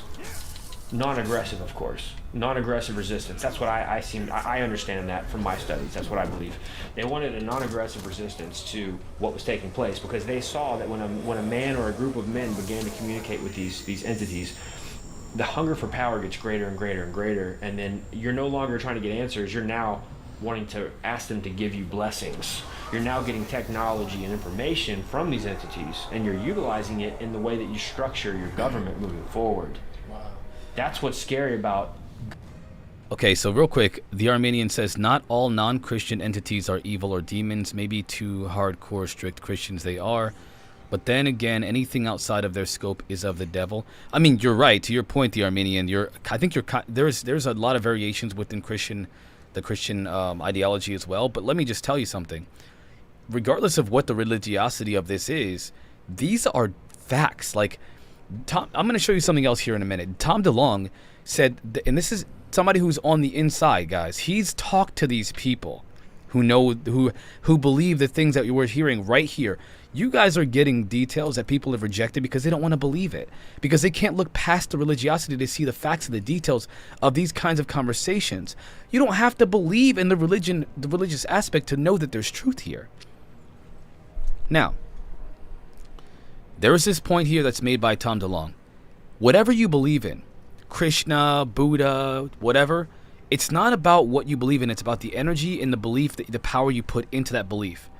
So if you're sacrificing things to demons, you're going to get that faster because that causes more energy in the universe, or to the other realm or whatever. And so now you're drawing that energy, that's powerful energy, into this world so you can get powers or whatever it is that you want, information, technology, whatever it is. That's a fast track to that information, to that type of thing, right? That's what's being talked about in the Pentagon. For the last 7 years, the Air Force, they've been talking about this. It's in their documentation, in the FBI documents, in the archives. So again, why does the Pentagon believe that they're demons? This is why. What's up, Drunk Physics? We getting crazy over here. Governments working with entities. So do you believe that there was a power exchange? And do you believe that they're still working today with these entities? Oh, there was a power exchange. They're trading power for technology, absolutely. And you would say, well, why would these entities need the government? It's not a matter of them needing the government. It's a matter of setting up the scene for the end times deception where the Antichrist is going to unite the governments of the world. It's all part of their long game. They've been working on this since the beginning of time. It didn't work at the Tower of Babel. The Lord ended it quickly, but here we are today. Where are we today, and what happened between then and now? Well, what we find out is that one of our contacts, Stan Deyo, who, by the way, Tom Horn gave us a great endorsement of Stan Deyo. Tom Horn, before his house burned down years ago, he had this big newspaper article from the UK. And standing on the cover with these other elite doctors and scientists, it's Stan Deyo. And they're giving him credit in the UK, public knowledge, that he's working on anti-gravity craft. Now, the film that we did called The Hollow Earth Chronicles, we did a whole segment in that film on Operation High Jump. This was a joint task force between the American government, the British government, and the Australian government, headed by the US and Admiral Byrd. They go down to Antarctica and what turns into a UFO battle. And their big plan got cut in half, and they had to come home early because we lost men, we lost ships. There's stories of UFOs coming up out of the water and just cutting ships in half with laser. I mean, just crazy stuff that you only see in movies. What's fascinating about this is that this was a joint task force with those same three governments that are now working together with Stan Deyo, the British, the American, and the Australians working together on alien technology yet again. What is this rubbish? What is this rubbish that Drunk Physics is talking about? What is the rubbish that this man is speaking? This is the rubbish of this federal government. This is the rubbish of the federal government. Years after Operation High Jump happened. Wow. But what were you going to say? Stan Deyo was working as a secret agent for the FBI in Australia inside of the deep underground military bases. And he said while he was in the program, he knew about the deal with Eisenhower. He knew in the program that President Eisenhower had made a deal with what they called alien entities. So that's actually been a rumor now for a while, and you believe that is actually the case, that Eisenhower met with aliens, alien entities, and made some sort of arrangement with them? I believe that the evidence points to two events taking place, and these two events happened 1 year apart. The first one happened at Edwards Air Force Base, where Eisenhower disappears, and they call it a media blackout. It was kind of similar to when Hillary Clinton and President Obama disappeared and were at the Bilderberg meeting, but nobody knew where they were, and it was called a media blackout. People freaked out, right? Well, something similar happened here, where Eisenhower is no longer on radar, and they come back later and say, oh, well, he had a dental emergency, and so he had to go seek a private dental care. Darren 1320, I cannot believe my virgin eyes, because I'm reading your comment right now. I cannot believe. You do realize that you are shutting off your mind to potential. You do realize that, right? Think about this, Darren. I want you to think about this, all right? Whistleblower comes forward and talks about the fact that the government's been involved in a decades-long disinformation campaign against the American people that is meant to disenfranchise us from knowing the truth, right? He claims that there is documentation and evidence and first-hand witnesses that say that there's non-human entities on this planet interacting with humanity. He claims that there's a deal that was made between us and them. He claims that these beings are not extraterrestrial; they might be interdimensional. He mentions the idea that there may be some what's called the holographic principle, and he has a degree in physics, drunk physics, in case you're wondering. This is what David Grush is saying right now. Why are we talking about this? Because this guy is claiming this. He is parroting the same types of things, only this is before David Grush came forward. Interdimensional beings, deals with non-human entities. Why does the Pentagon believe that the aliens are demons? Why would the Pentagon? Why would the Pentagon? Lou Elizondo, you guys want to play this game? You want to play this game? Why are we going down this rabbit hole? Why are we going down this rabbit hole? Let's find out. Let's find out. Let's find out. Drunk Physics, I expected that from you, but I expected something different from my boy Darren. You want to know why we're going down this rabbit hole? Hold on one second.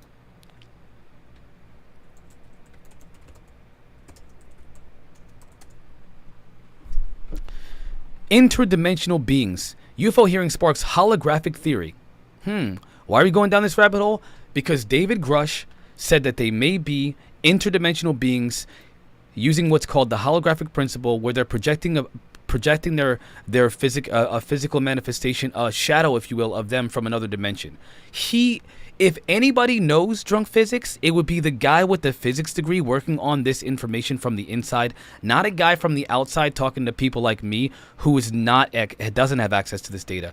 I would never go to you for information about what David Grush knows, because you don't know. But David Grush has a degree in physics, and he's also been working for the federal government and the National Geospatial Intelligence Agency and all these other agencies, specifically investigating UAP, and you have not. So if I want to find truth, am I going to go to you, who just doesn't want to accept anything outside of what your normal understanding of reality is? Or would I go to somebody who's been on the inside, has looked at the data, has talked to the first-hand witnesses, who would know?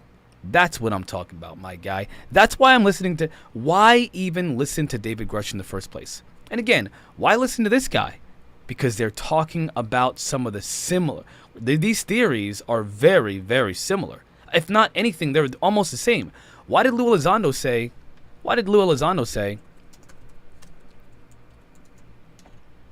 Look at this. My search knows me. Why did Lou Elizondo say this? Last night's 60 Minutes story on UFO sightings by U.S.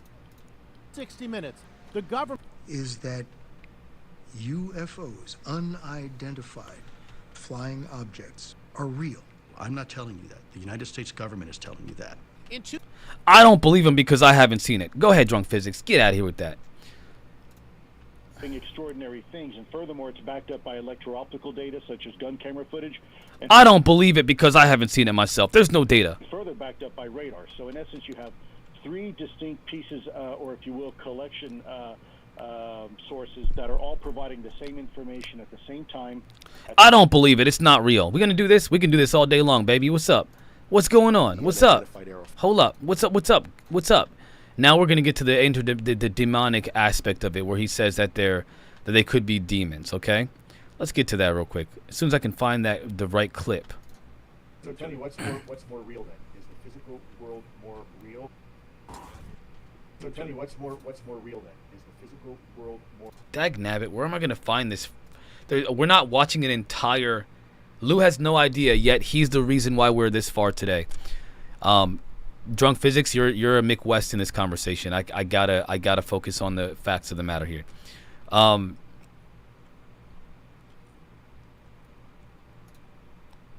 Great coverage and save while you're doing it. Go to puretalk.com/Knowles.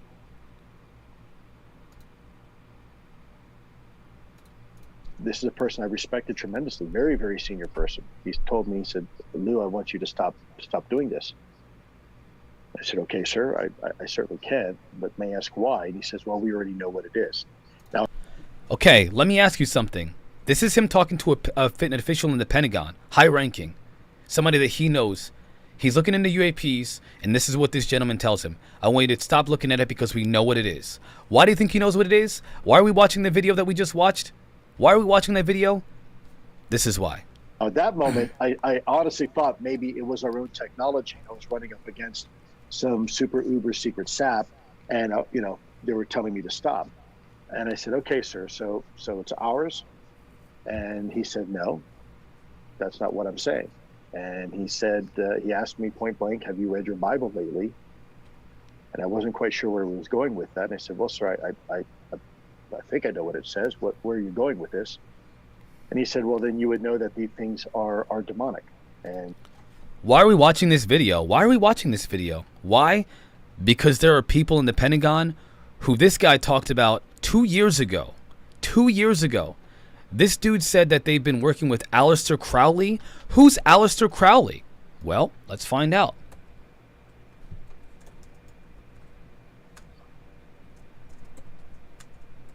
Dagnabbit. Who's Aleister Crowley? Who is that? Wait, this guy? This is 100% true, and it's terrifying. This is Boleskine House. It overlooks Loch Ness in the north of Scotland. The house was built on the site of a 10th century church. One day, the church caught on fire during service. It trapped and killed everyone inside. The house that they built on the site was purchased in 1899 by this man, Aleister Crowley, the most prominent occultist of all time. So Crowley would use the house to practice black magic and supposedly open a portal to the underworld. Then Crowley admits that his experiments are getting out of control, especially when his housekeeper suffers the sudden death of all of his children. So Crowley up and leaves, and then Led Zeppelin guitarist Jimmy Page buys the house. He leaves it in the care of his friend Malcolm Dent. You can read about his experiences, but This is who Aleister Crowley, a demon summoning guy. Listen, guys, gals, demigods, non-binaries, and physicists who don't like to look at facts that they don't agree with. Listen, this is what when I go up against the community of UOFology. Okay, you gotta. I'm being facetious. You gotta look at this from this perspective. This is how they see the phenomena. You have to be able to see past. I don't know how to say this. I'm going to try to say this as respectfully as I can, okay? Because I love you guys. And I don't want you to be mad at me. But let me just tell you. If you listen, if the man on the street is yelling, the end is nigh, the end is nigh, the end is nigh, okay? Then, and you ignore that man because he's a psychopath, a crazy person, obviously, fine, no problem. When an official who's worked for the Department of Defense, the intelligence community, and has one of the highest ranking classifications for a civilian and known to the United States government, you don't just ignore that person because they probably have something to say. When a guy like me goes up and says, aliens aren't our friends, watch out. Okay, whatever. Whenever I bring to you evidence, drunk physics, that suggests that there is a reason for why, for example, people believe that these beings are not alien or extraterrestrial, they could be interdimensional. And then you say, I don't believe it. You're just blind. You don't want to see anything past what you want to believe. It's all about staying in your own echo chamber. Drunk physics, your echo chamber isn't this. You're in the wrong corner of the internet, my guy. It's not evidence. I should say it's data. It's not evidence. No. It's data. Evidence and data are different. They could be synonymous depending on the context of the conversation. But right now we're talking about data. Did Aleister Crowley work for the government? Yes. Did Aleister Crowley, what did Aleister Crowley do? He did Satan worship. Is Satan worship, has the government ever been involved with satanic worshiping in summonings and things like that? The answer is yes. There are FBI documents that talk about this. Is that data and evidence to prove that that's true, that they actually did that? The answer is yes. That's data. He was an occultist. Yes. Okay. Listen. Do you have to believe in Satanism to know that he used it? No. Do you have to believe in Christianity to listen to what people who believe in Christianity think about this? No. I don't know where my tinfoil hat. I literally cannot find my tinfoil hat. The question isn't, are they demons? Are they angels? It's not about that. You have to be more complex in your thinking than this. You have to be. Drunk physics, you're trolling. You're trolling right now. You have to be more complex in your thinking. And if you don't want to be complex, you can dumb yourself down to simplify your arguments so that you can only talk about one specific thing. That's fine. But I like to think about all of these things. Hence, why I'm having this conversation in the first place.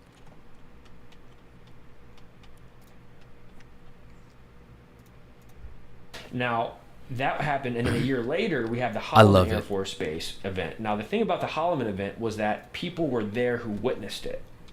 Holloman is where they were out on the landing strip, and you had UFOs landing, meeting with him. Meeting took place with Eisenhower and others, and then those UFOs took off. Now there were eyewitnesses who have come forward. I was just talking about this with Chad Riley because he found some videotapes from the 90s. This is before the internet was doing its thing. In the 90s, there were videos that were recorded, old VHS tapes of some of these disclosure type engagements. I don't know what you want to call it, but these are men that were there. They're decorated men from the government, and they're now speaking out that yes, UFOs were landing and taking off at Holloman Air Force Base, and I believe it was 1955. Wow. I don't have the month right now. So 1955, and then the Babylon Working was what year? Late 40s. Okay, so now that happened. A correlation in the two events. Well, we do know that things began to be more apparent after Babylon Working. Therefore, there were more things taking place where there was people seeking the entity. So what I believe happened was that the rift was open, the tear in the space-time continuum, if you will, a portal, Stargate was opened, and the government got it.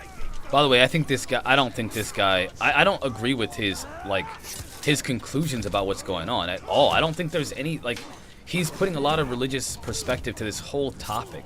And so no, I don't think, again, it's not about like, I don't know, like you're some people are summon, I got a giant ogre that comes to help me in battle whenever I'm getting my butt kicked. That's what that summon is from. It's not about whether or not you believe everything this dude says, okay? You can look at data the same way no matter what religion you're from. You can interpret that data depending on, that data differently depending on, again, what your perspective is. But is the data still data? And that's the question. The question is it still data? The answer is obviously yes. Involved. The feds got involved. Once they began to communicate with the entities, there was now a relationship being built, and it was no longer shock value that there are these entities who want to work with us. So I think that was definitely an open door, no pun intended, for those entities to now be communicating with President Eisenhower years later. Not too many years later, but a few years later. They're now meeting with Eisenhower, and so the story goes like this. We're on the road trip. We're driving out to meet with Ray Boucher, who was contacted by the Department of Defense. This is really important. This is one of those like haymakers. The information that he gives us that he presented his full disclosure. Darren, exactly. That is exactly my point. I hope you're not missing the point here. I hope you guys are not, because I would be so disappointed if you guys are losing the point. I will be so disappointed. Disclosure in our film Higher Entities. But we're driving there and we're having a discussion. And we decided, let's just go ahead and let's run some cameras, while we're driving and talking. So we set up our production stuff in Darren's SUV. We're driving down the road, and we had this conversation about this Eisenhower deal. See, what I had heard and researched was a little different than what Darren had picked up in his research. And this is one of those scenes in the movie where it's just like, wow, like the stuff that came out was so organic and unbelievable. Apparently, there were two events that happened, and a lot of people blur them. A lot of people will mix it up with the Edwards Air Force Base and the Holloman. They're two separate events a year apart. That's so important. But the idea is that the gray aliens, on record, met with Eisenhower, and then you had this other group of entities known as like the Tall Whites or the Nordics. They met with Eisenhower separately, and they warned him. They said, you do not ever want to make a deal with the gray aliens. They are deceptive. They are very deceptive. All they want to do is deceive you and enslave you. Wow. The Armenian says those are probably the same people doing some effed up stuff too. Do you guys watch that documentary called, what's that documentary about the child trafficking stuff?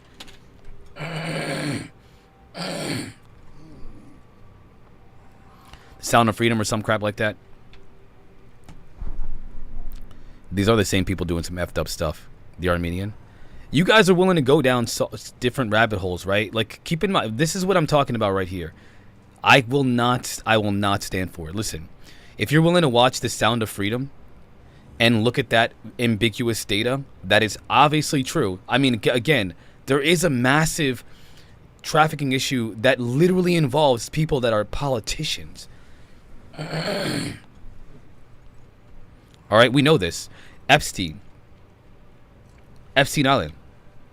We know this, right? We know this. We go down those rabbit holes, but we don't want to go down this one because we don't like where it goes. Don't be small-minded. I will not allow you to be. They're demonic, basically. I don't think they use the word demonic, right? Because they're all demonic. But they were. And by the way, Eisenhower. By the way, I don't agree with that dude that made that. I think he's a crazy person. But the data, again, data is data, accept it or not. Never to enter into a covenant with the Greys. Well, they were the good guys, the Greys were the bad guys. This is fascinating because if you fast forward into this idea of a coming deception, they had to already set the groundwork to create a good alien, bad alien, good cop, bad cop. And that actually kind of fits along with the New Age belief of the Galactic Federation of Light. Right. The Light Workers. And they kind of all believe that there are these higher entities that want the best for humanity, and they are our saviors. But they call themselves the Galactic Federation of Light, or something like that. And they're like... That's the term, by the way. That is the term. Okay. And did they... do you believe that that was a group that made contact with Eisenhower? It's tough to say because what we're dealing with here is a bunch of liars. Okay. You know, Satan's a liar. His demons are liars.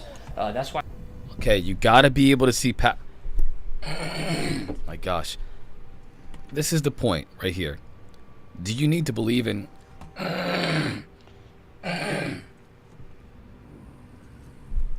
Do you need to believe in what he's saying right now to believe in everything else he's saying? No. No. Again, I'm just trying to get you guys to see that there's a lot... Why do people believe that these things are demons? Why do they believe that? Is it true? That's not the point. Why do they believe it? This is what we're doing here. If you're missing the point, again, it saddens me. It saddens me. I honestly cannot believe it.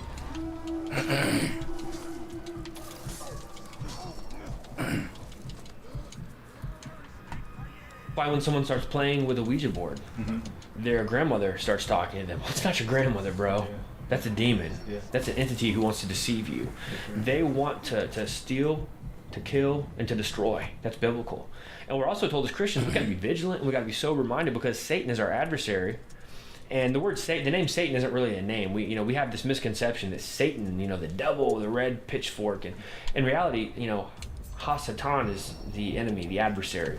And so when we say Satan, it could actually be referring to the whole team of demons and entities, fallen angels. And so what we have is we have the fallen angels, and now it's my personal belief. Let me just lay this out real quick. It's my personal belief based on the book of Revelation and based on me using a calculator and understanding some definitions. I was able to calculate that if a third of the angels fell with Lucifer, with Satan, the Satan, right?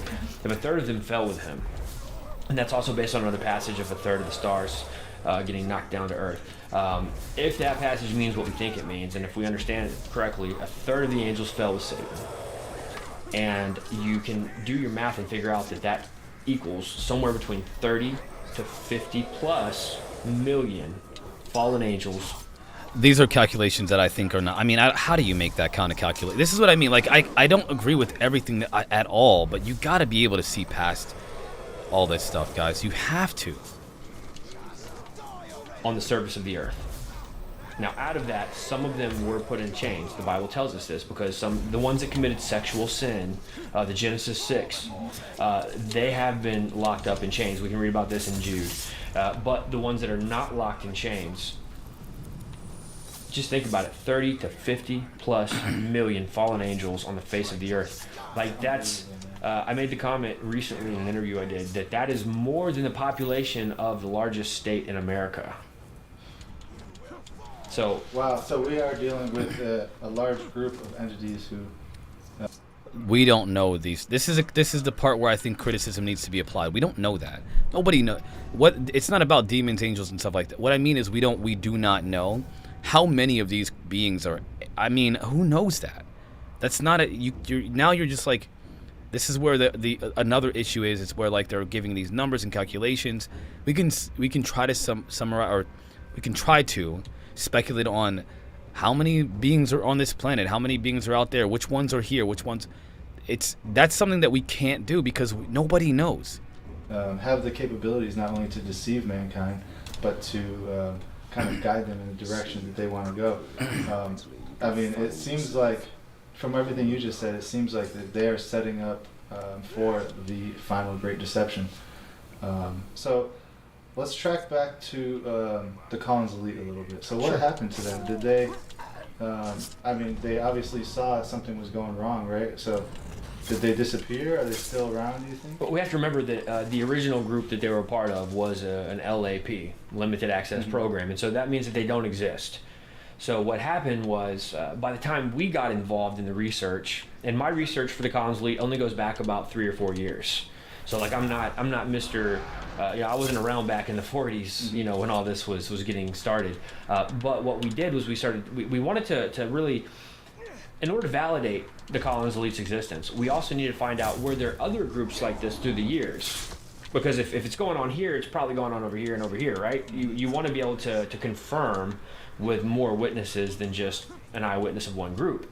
So that's part of what we did in the film Higher Entities, was we wanted to show that there are other groups, other people who have had experiences in the government.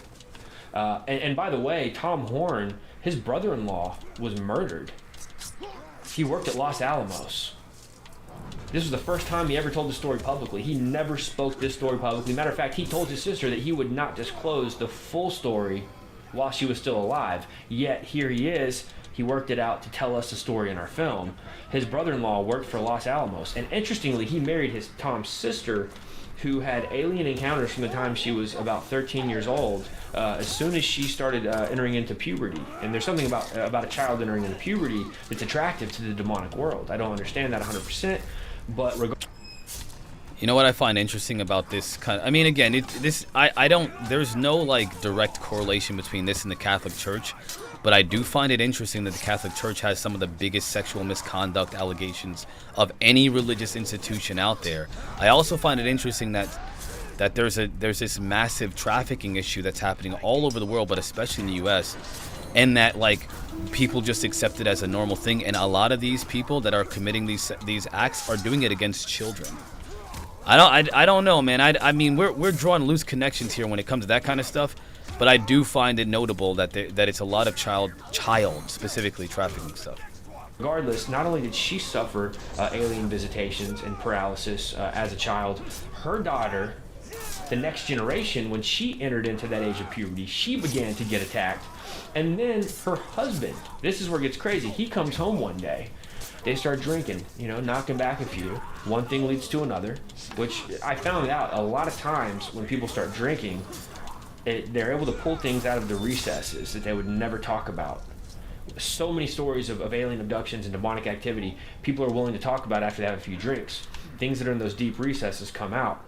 Now, I'm not saying that to recommend or to I'm just saying that a lot of the stories we find out about in our research comes from one guy having a few drinks, and then it just starts coming out. Wow. It's like the filter's gone. Wow. Long story short, and we give the full story in Higher Entities. It's a great story. I mean, not great as in good, but it's very fascinating. He comes home, he and the wife start drinking, and she decides she's going to share some of her childhood history with him that he didn't know about. And if I remember correctly how it all went down, he comes out and says, well, this is crazy because we're actually working with this type of stuff at Los Alamos. Now, he gives her information that we don't know, but he disclosed to her what he was doing in the alien base, that the conspiracy theorists call an alien base, but now it doesn't really seem like a conspiracy theory anymore, because if it was just a theory, why would he have been killed 24 hours later?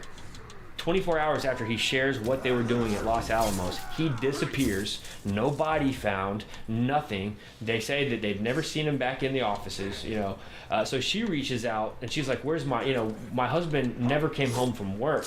He left for work, he left our house, he drove, he went to Los Alamos, but he never came home.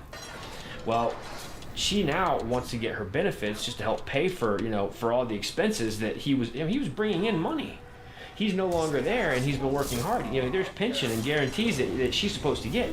They won't give her anything because there's no body. Without a body, there's no death certificate. Without a death certificate, there's no benefits. So she, working for the federal government as well, she starts rattling the cage high up, and finally, once she starts dropping information that's putting fear in people, they, in order to shut her up, finally say, okay, you know what, here you go, here's your benefits, done. Wow. Now, that tells me that it's not a conspiracy theory, that there's actual fact to this, that there's alien activity, demonic activity going on at Los Alamos, and it was so serious that they would have had his house bugged, and that they were tracking every discussion he had in that house. So, Los Alamos is home to America's nuclear program, correct? I don't know all, I can't speak on that, to be honest with you. Okay, have you uncovered any connections between, like, the first nukes and alien entity contacts? There is a part of the Hollow Earth film where we talk about this. We talk about Admiral Byrd, this crazy story of him going down into the Hollow Earth, being taken down by UFOs with swastikas, or the Iron Cross, I forget what was on the UFOs, but he gets taken down. He loses all control of his plane. He's taken down inside the Earth, and he gets to meet with this entity known as the Master. Matter of fact, in the Hollow Earth Chronicles film, we do an entire dramatized version of Admiral Byrd's diary. And so whether or not the diary was written by Byrd or it was written by a family member who was, you know, retaining all of those secrets, we don't know. But what we do know is that the Master was warning Admiral Byrd that when he comes back onto the surface that he needed to bring a message to our government, and that message was stop playing with nukes. Wow, that's really interesting, because what you just talked about with Tom Horton's family, him working at Los Alamos and then disappearing like that, there have been rumors of deep underground military bases in Los Alamos or around Dulce. Oh, it is. And that was the thing, was he was working in the DUM, the deep underground military base. From my understanding, he was working there, and he told her what he was working on. We don't even know what that was. That's what's so fascinating about this story, is that we don't even know what he disclosed, but it was something so serious that 24 hours later, he's dead. Wow. Do you think there's any connection between Roswell event and all of this stuff? I think the Roswell event definitely was, again, we're dealing with the fallout of what took place at the Babylon Working. Babylon Working changed everything. I believe that was prophetic on the satanic timeline. That was a big deal. And so I do believe, for a fact, that Roswell was just another byproduct. And I also believe, based on another FBI document that we have in our stack of over 300, is that there were more than one craft. And I believe, I don't have the numbers in front of me, but I want to say there was possibly 9 bodies, according to one declassified document. Wow. I don't want to misquote that, but I want to go on record to say that there was something to do with, I think, 3 craft and possibly 9 bodies, according to one document. So do you think this is where they get the physical technology that they kind of reverse engineer and bring these entities like from Roswell, for instance, down into the deep underground military bases? Or is that just a whole separate event where the Roswell entities were came through here by accident, and the whole thing was just happenstance? It's actually a really good question. This is going to lead us right into Ray Boucher. Ray Boucher is now bringing all of this current. You know, we're no longer dealing with 1940s or 50s or 60s. We're dealing with, you know, our lifetime, and this is where it just hits home. Ray Boucher is an ordained minister. He has been a Baptist minister, a Lutheran minister, and he's also known as a Lutheran exorcist. We're very particular about who we work with and who we yoke up with in ministry. And after talking with Ray and looking into him, he is extremely biblically sound. His theology is right in line with Scripture on all the majors that would matter. And so we did some homework on this guy. Tom Horn, Derek Gilbert, goodness, everybody that we talked to, people that I'm not even going to name, people that we talked to off the record, everybody kept saying, including Darren Geisinger and Chad Riley, they all said, you got to talk to Ray Boucher. They said he was met with by 2 members of the Department of Defense because of his unique background as a minister, as an exorcist, and as the head of MUFON for his state, which is Nebraska. This is a guy who was heavily involved in the UFO community back before the internet was a thing. He would go to these meetings. He would read up. I mean, back then it was like a videotape was like $60, like a documentary videotape. You pay 60. I mean, these were the days before the internet, before YouTube. Information was harder to get. But Ray Boucher was heavily involved in the UFO community back in the day. And so being the head of MUFON and also for his state, and also for being a minister and an exorcist and a UFO advocate, a UFO truth advocate, these two men contact him from the DOD, and they say, we really need to meet with you because of your unique standing. We need to meet with you, and we need your, basically we need you to consult with us about what some of this may be. So he met secretly with these members of the Department of Defense, and they told him that they were part of a non-existent group inside the DOD working on government facilities paid for by taxpayer dollars, and that they began to try to get answers to some of this stuff.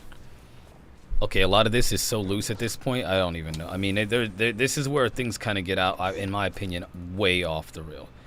Thank you, Taiwaz. I appreciate that. We're going into the dark realms of UFology. This is really weird. I don't know about this stuff. I have no corroborating evidence of any of this stuff or data or nothing. This is just his theories, and I don't know. I really don't even know what he's talking about. And they began to engage in occult rituals to communicate with these entities. Now this I do know about, because I do know this is part of that project. The project they were doing when they invested millions of dollars into studying psychic phenomena.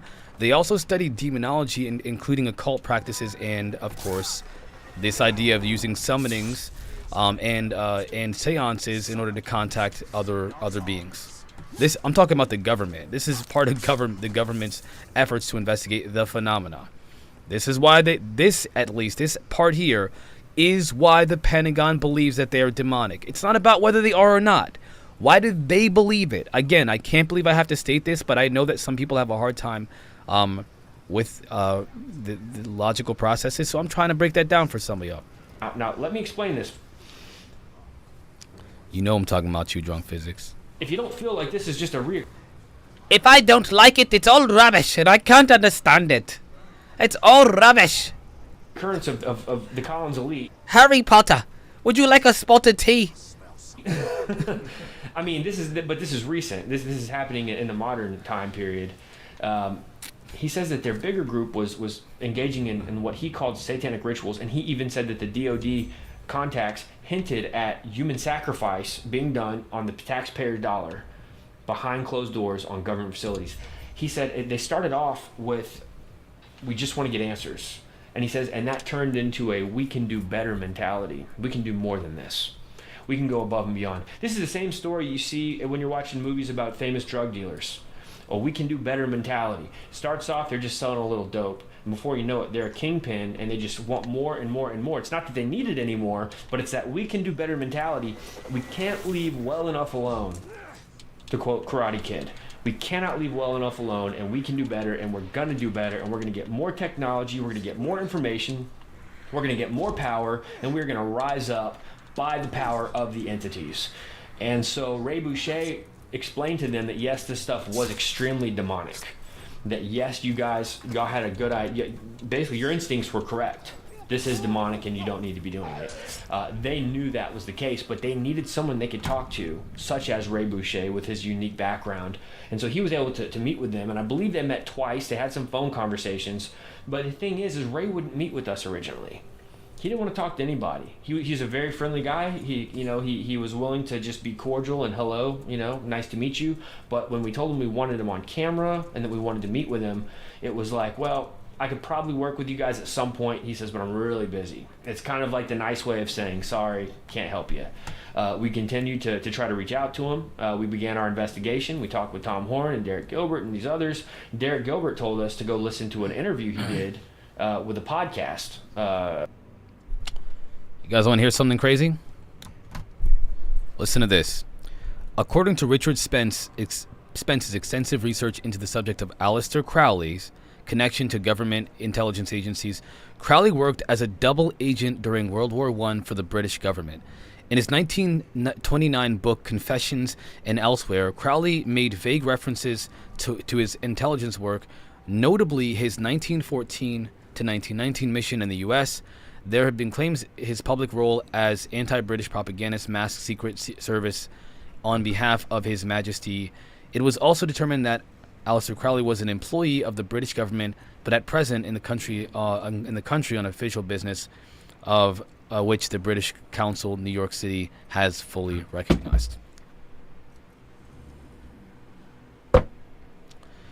Who is Aleister Crowley?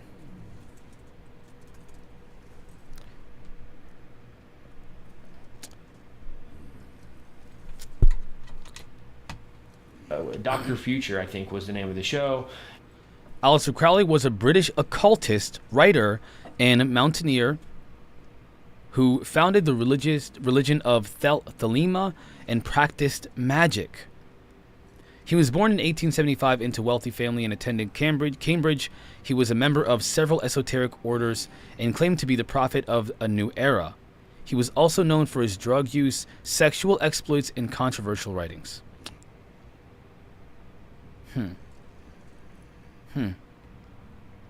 Let's just ignore that. We don't need to worry ourselves with any of that stuff, you know? Let's not ask questions, guys. Stop looking into things. Stop going into stop going down these rabbit holes because who wants to know what's really going on? I mean, especially if it makes you feel uncomfortable. And we listened to it, and at the very beginning of the podcast, the guy says, "Wow, we've been trying to schedule this with you for over a year, and you're finally coming on to talk with us."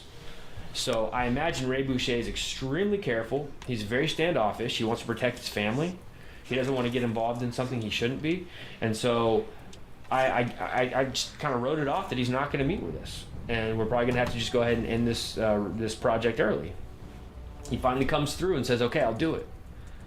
But I'm not going to tell you where we're going to meet or what time we're going to meet." He says, "Plan on coming down and getting a hotel in the big city close by." So we did. We went down. We got a hotel in the big city, and it was a big city, by the way. This city was booming and busy. I mean, crazy busy the whole time we were there. We didn't know until the morning of what time we were going to meet, and the fact that he was going to come to us at our hotel room. That's how secretive he is. Wow. And just to add a little bit of mystery to this situation, shortly after we got done releasing this film, I get word that Ray Boucher has been diagnosed with some strange, rare kind of cancer. Wow. Man. So I say that to ask people to be praying for him. Oh, absolutely. Well, we know that historically, UFO researchers and whistleblowers always, not always, but a lot of times they'll come up with this rare form of cancer that's fast-acting, dead within weeks. They also have heart attack guns and stuff like that. And typically, this is the fate that that these people had, because they were trusted with some top secret information and decided that the public interest was more important. Let me add to that. That's a great point. One of the bonus nuggets that we released in Higher Entities was there was a guy who had very high security clearance. I believe it was a lieutenant colonel. I forget. Chad Riley knows. It was his contact. It wasn't our contact. And by the way, let me just give a quick shout out to Chad Riley. He's the guy who fishes up these documents that nobody's ever heard of. Like, we are blessed to have, people are like, how do you even get some of this information? Well, we've got a guy on our team named Chad Riley, and he has a skill to where he fishes up these rare documents from the FBI vault that nobody's ever heard of. And so it's a blessing to have him on board, and he's also our Yeah, a lot of this is actually kind of trash. All right, let me skip all this crap real quick. Producer. So having Chad on board, because somebody's going to wonder, how did you find document 6751? It was downloaded. You can only download it, like, if you don't know how to find it, you got to download it in a thick packet called the UFO packet number 1, which, by the way, is available on the FBI vault. The same FBI vault where they admitted that Hitler was alive in Argentina after World War II. Yep. People ask where we got that document that we showed in the Hollow Earth Chronicles. Well, we got it from the FBI. Quite interesting.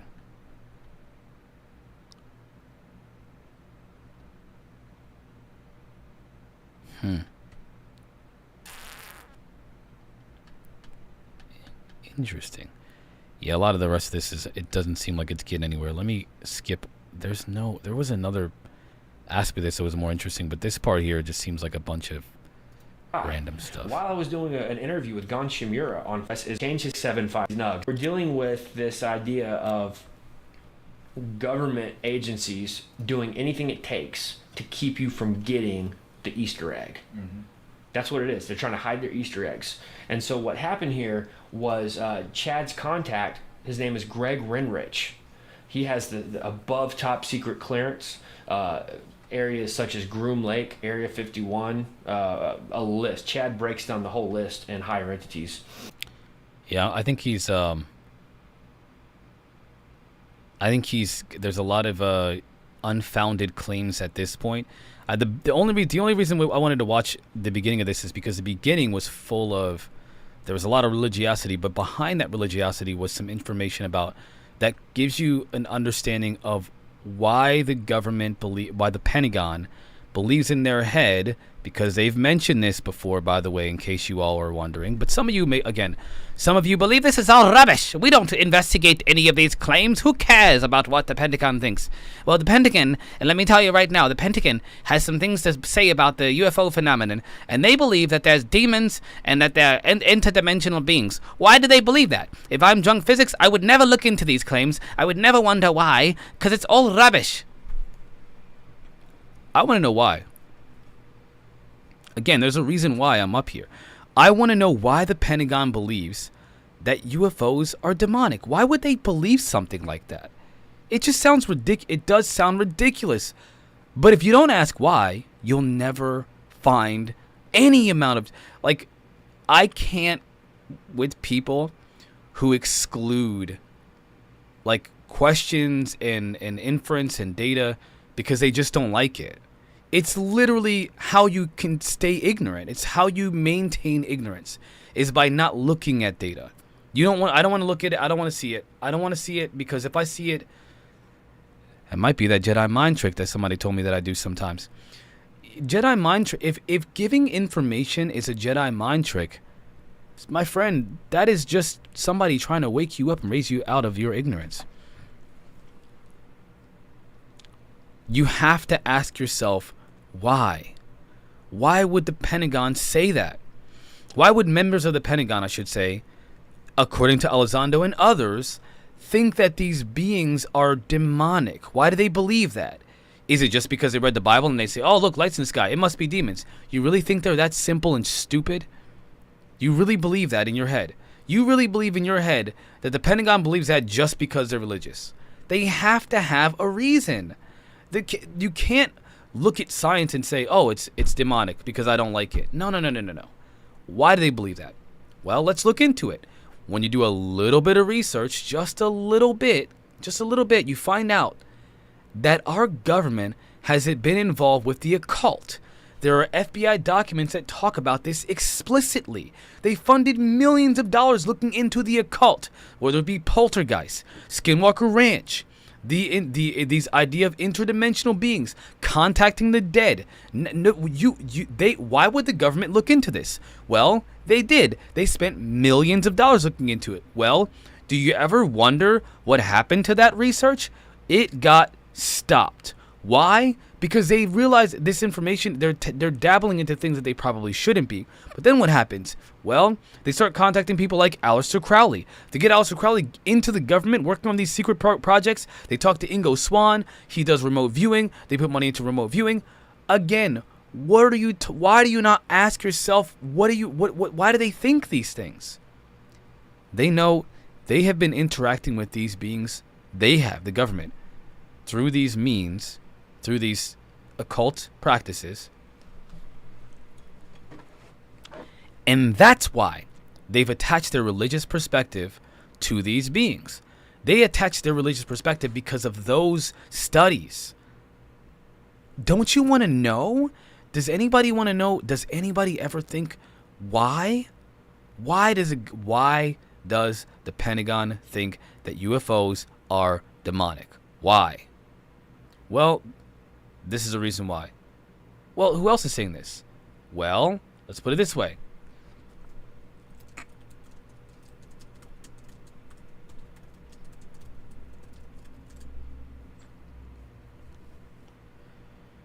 I'm gonna read this live. Hold on one second.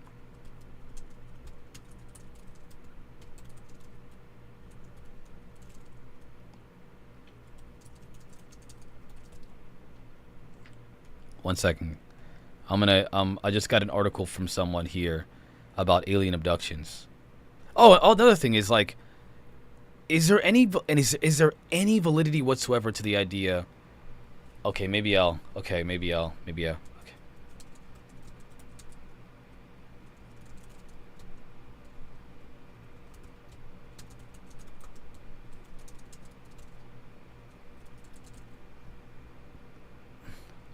I'm gonna share this with him so he can join us here. The Nazi Party believed in the occult. Karaoke, thank you for, again, maybe they found something that was publicly laughed at, but secretly followed and continued. Karaoke, yes. Karaoke, yes. Yes. It's so frustrating that people will stop, like, they stop looking into things at, I don't want to believe it. That is you choosing to live in ignorance. It's okay for drunk physics to do that because drunk physics has a paradigm that is strictly evidence-based. Not fact-based, not data-based. It's strictly evidence-based. He wants the evidence. Facts and data are interesting and they do provide clarity to certain situations, but that's not enough for drunk physics. He wants to go, he needs the actual evidence of these things, and the evidence needs to be looked at. And again, I can respect that perspective. I can accept that, accept drunk physics rejecting data because he doesn't want to believe anything outside of his paradigm. But I am flabbergasted at my chat. Some of you are resisting data. You'll listen to the Zeta Reticulan Starseed on YouTube who says that they've contacted the light beings from, whatever. But you don't want to hear anything else that has another perspective because you don't like it. It doesn't feel good to hear that some of these beings might not be friendly and that the government might have made deals with them. David Grush said we made a deal with malevolent beings. Who are these malevolent beings? Who might they be? Is there anything out there in the ether that might be talking about this? I just showed you and some of you rejected it. You don't want to know the truth. That's all. Bottom line is, it's not about that they're being demons. It's about the idea of, is there a connection between the things that are being said and what's actually been conducted, what's actually been done within our government? The answer is yes. And now these beings are manifesting themselves in our physical reality. They're manifesting in our physical reality, physically. As David Grush said, like the holographic principle where they're projecting themselves into our reality. Guess what? There was a Reddit post that said the same thing. I don't understand why people aren't drawing the connections. I don't get it. I'm so confused. I am so confused. I'm so confused. I cannot believe it. I cannot believe it. I gotta say, I will not allow you to live in ignorance. You're gonna learn today. Y'all gonna learn today. You can try to live in ignorance, but not in my presence.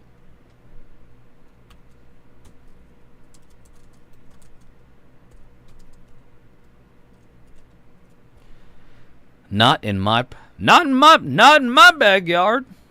You can leave your ignorance rubbery things with cream in them to yourselves. To this day, people are shocked about the idea of Operation Paperclip, which happened. Imagine if there was something else as well. You have to use your imagination. 500 years ago, people were killed for using their imagination. Yes, but you got to be careful with imagination because imagination can lead you down some really dark rabbit holes too. But what I mean is, there's data out there. Don't ignore it. Check it out, y'all.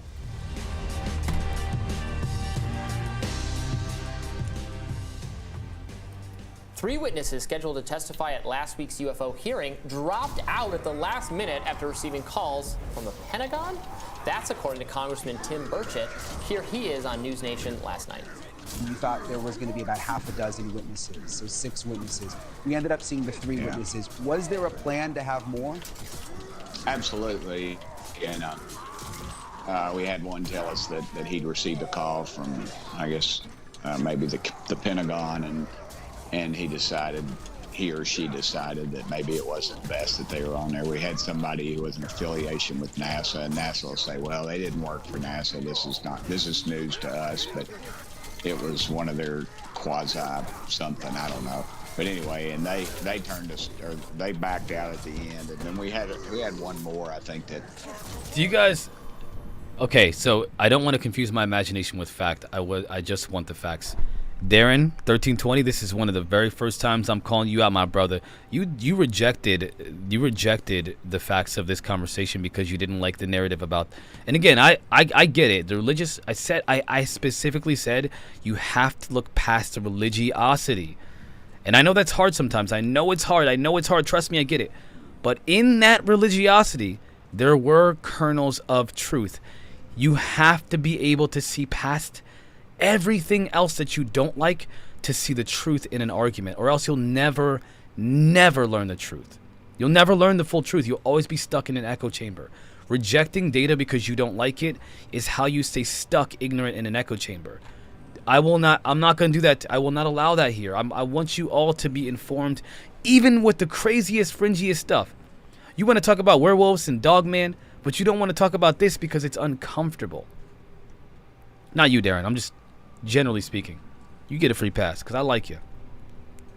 Backed out, and we just had so many roadblocks from even the press conference. We were going to do a press conference to talk about this, myself and three others, and a reporter, actually one of your colleagues, put his microphone down, and I was leaving the Republican conference and said, hey, y'all having this press conference, right? And I said, yeah, it's tomorrow, I think, or whenever. And he said, well, they put you in a room that's under construction, and it is tiny.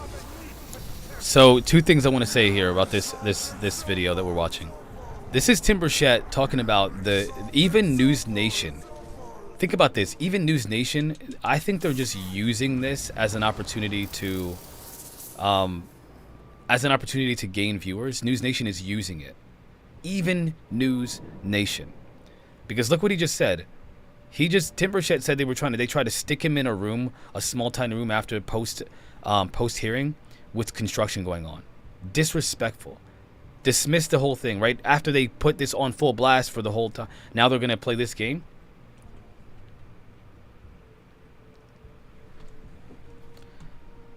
Bryson, if the hearsay aligns with what's being said in front of Congress under oath, I think we should listen to it. You know what I'm saying? Like, the hearsay is literally aligning almost perfectly with what was mentioned at the hearing the other day, and what David Grush suggested. 1, we made deals with malevolent aliens. 2, people are keeping this secret, including deleting people from existence for doing it. 3, members of, and this is what Elizondo said. Elizondo said, and this is not under oath, but Elizondo said it before. Members of the Pentagon believe that this is demonic.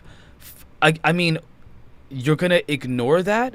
Why do they think it's a demonic? Why did David Grush say it might be interdimensional? Why did Eric Davis say it's interdimensional? Why does Jacques Vallée say it's interdimensional? Why are we ignoring? There was a Reddit post that released that said these beings are biologically engineered organisms that have a consciousness projected into them from somewhere else, and they return to that intelligence. Why are we ignoring this? What does that mean? What does that mean? That Reddit post was circulated by Gary Nolan, Stanford professor of immunology. I don't get why we're not connecting the dots here. This is not heresy and hearsay and just witness testimony. This is corroborative evidence, or I should say data. Corroborating data.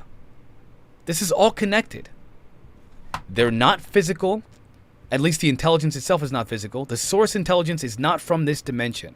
The source intelligence is projecting itself into our dimension. The source intelligence is creating biologically engineered organisms. The source intelligence has been interacting with humanity for thousands of years, if not even longer. The source intelligence might have manipulated our DNA. Ex-CIA officer John Ramirez said he was a part of a briefing where they talked about the alien, the fact that these non-humans have our DNA in them as well. In that Reddit post that was circulated by the Stanford professor Gary Nolan, the Reddit post said that they have chimera DNA, where they're taking a little bit of DNA from us and from other creatures on this planet, and they created this biologically engineered organism. Why are we ignoring all of this information? Red Peanut, I'm just going crazy over here. Welcome to the chat. I am not an ostrich. I will not put my head in the sand and not look at, I don't want to see. You have to expand your knowledge base. You have to expand it. A film? Avatar. Lex Diaz. Avatar. You're a bloody idiot! Coming back at me? I'll smash your head in! Again! I said, this is a big deal. You need to be in the main room. I was like, what the heck's going on? Now, if there were double the number of witnesses that were supposed to testify who dropped out because of government intimidation, that's obviously hugely significant and a big deal. I have some questions, however. One, because we were reporting days before the testimony that there were going to be 3, and eventually the names of those 3 came out. We knew for a while that there were going to be 3, and then the names of those 3 came out. If it was the case prior to that there were more that were being intimidated, it's curious why that wasn't a conversation prior to the hearing in a way that might have pressured the government to lay off and make them look bad. Secondly, I don't think it came up at the hearing. That itself could have come up exactly. at the hearing, honestly. Exactly. Secondly, if these people were folks who were willing to testify, but for being pressured out of it by the government, they've gone from being willing to testify in full to not even being willing to have their names known as prospective witnesses at the hearing. That also feels a little inconsistent to me. And I wonder if this is some face saving for folks who are very invested in the hearing, as we were here on the show, who didn't feel like it was enough new material. I am absolutely happy. I guess I wouldn't use the word happy, but I am relieved to say that like I'm relieved that Stephen Greer was not a part of the witness testimony, because as soon as Dr. You know what goes up on stage, and then they find out that all of his, leaked photos of him, full frontal photos on dating websites gets leaked, and find out about him and his wife's little exit page. I think that would ruin the entire process. He would literally be seen as a cult leader. Because again, we got to get money, guys. We need money. Give me some, guys, we need money so I can do this. And then all of a sudden he's using that money to buy apartments for his gay lovers. Why? Do I think it's good that Greer didn't show up at the hearing the other day? Because it would have ruined the whole process. It would have ruined the entire process. Guaranteed. Game over. It's a con man. Yes, you're right. He's a con man. We needed people like Rush, people that like Ryan Graves, people like David Fravor, who don't have any weird occult-like behavior going on, so that this whole topic doesn't get ruined.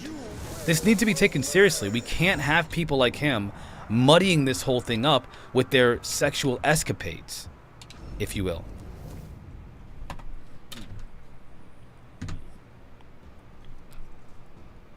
Okay, so we it's kind of why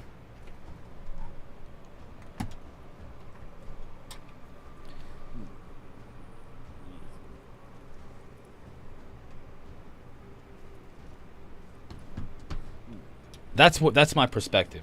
All right.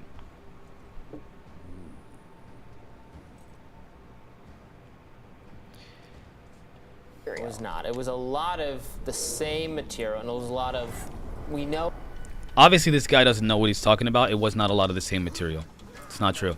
There's a lot of things that were new and that were different, very different than what was said before. But most importantly, this stuff was said under oath now. You know what they used to say? Oh, they're hiding behind the veil of not being under oath. Well, guess what? Now they're under oath. What now? What's your excuse now? You gonna say that now? No, they can't say that now. These are people that risked everything. Again, this guy right here he's mischaracterizing the hearings because, again, he's just like some people who don't want to believe anything that they don't want to believe. They just don't want to believe it. It's not about truth. It's about belief systems. It's about dogma. It's about people who even have what you can call it scientific dogma, if you will. We are not going to be those kind of people. Not in this chat. Not here, y'all. Both people who know things, but we can't say who they are. because their jobs would be in jeopardy, or even. Oh man, they can't just reveal people's identity and put their families at risk? Come on, man. Lose your job so that you can satisfy my curiosity. Oh yeah, no, I don't care about you. I don't even like you. As a matter of fact, I don't even believe you. But I want you to risk your whole life and your whole job to tell me what I want to know right now. Sounds like a great plan. Sounds legit and objectively, like a good thing to do. Even their physical safety. There was some. It's been, I think one of the witnesses, it might have been, I think it was Grush, testified that people have been harmed And yet they, yeah, okay, so Grush said under oath that people have been killed okay, but why don't they just tell us anyway?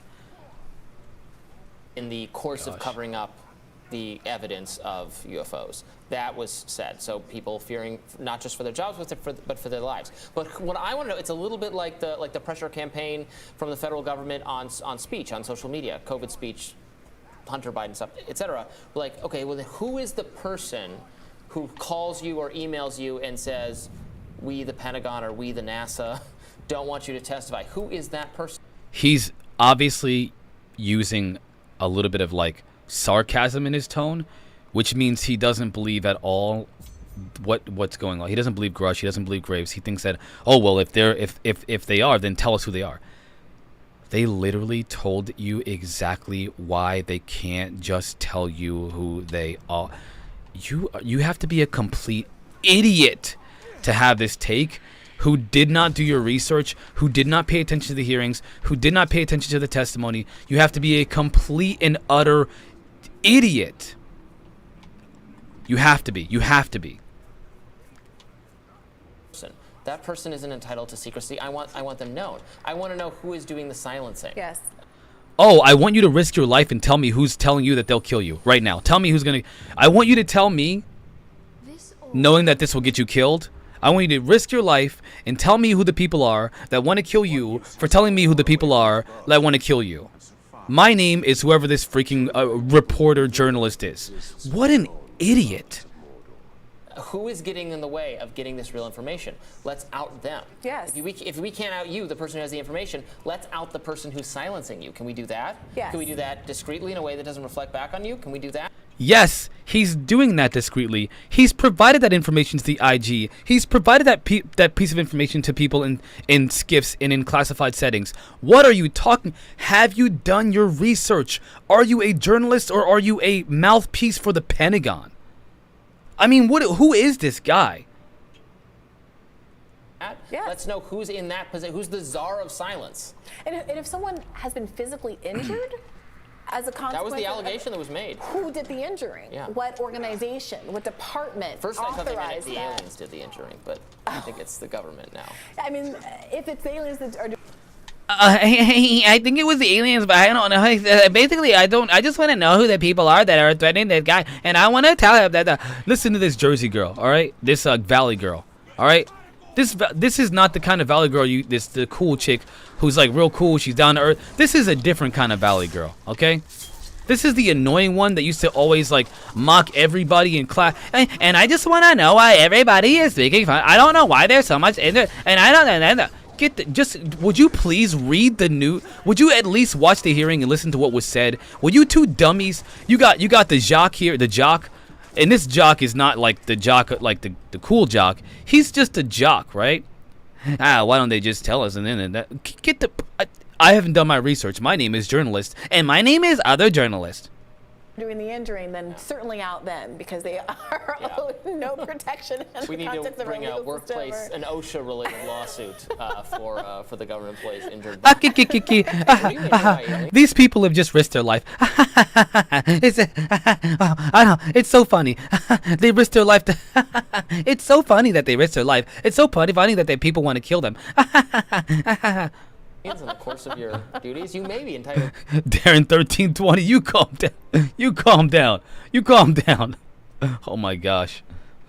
The compensation. Okay. But look, Robbie, I was out last week, so I missed the coverage of the hearing itself, but I was following it somewhat online, and there did seem to be mixed reviews. Some people who thought, these are actors that we've heard from, I don't mean actor, but human people. I don't mean oops, it just slipped. I really didn't mean actors. I swear, I never meant to say it, but I just said it accidentally. This is literally the bully girl from school, the Jersey bully girl from school. I've seen her interviews before. She is a bully. She's a straight up bully. Oops, I didn't mean actor. I just said he's fake. I didn't mean it. Oopsie. Anyway. Participants in this discourse who we've heard from at length over the course of the last decade or so, and not much new has come out. And others that felt like there was something that was very compelling about having the evidence come out in this formal way in the context of a congressional hearing. What did you make of it? Yeah, it seemed like a lot of what we've already heard, and a lot of now Grush and others said they would give information that they have not given if a SCIF, a secure room, can be set up. That's a room where there's no. They said that they what is it called again? I don't know what it's called, but I'm a journalist, and I think he said it's a SCIF. Yeah, you just spent all that time literally crapping on David Grush and Fravor and Ryan Graves. You crapped on them, right? You spent all that time doing that for what, man? Why did you do that? Why did you do that? What was the purpose? What was the point of doing that? The point was to try to make this a joke, guys and gals and demigods and non-binaries. That was the point. How do I make this seem like it's literally just crap? How do I do that? By doing exactly what he just did.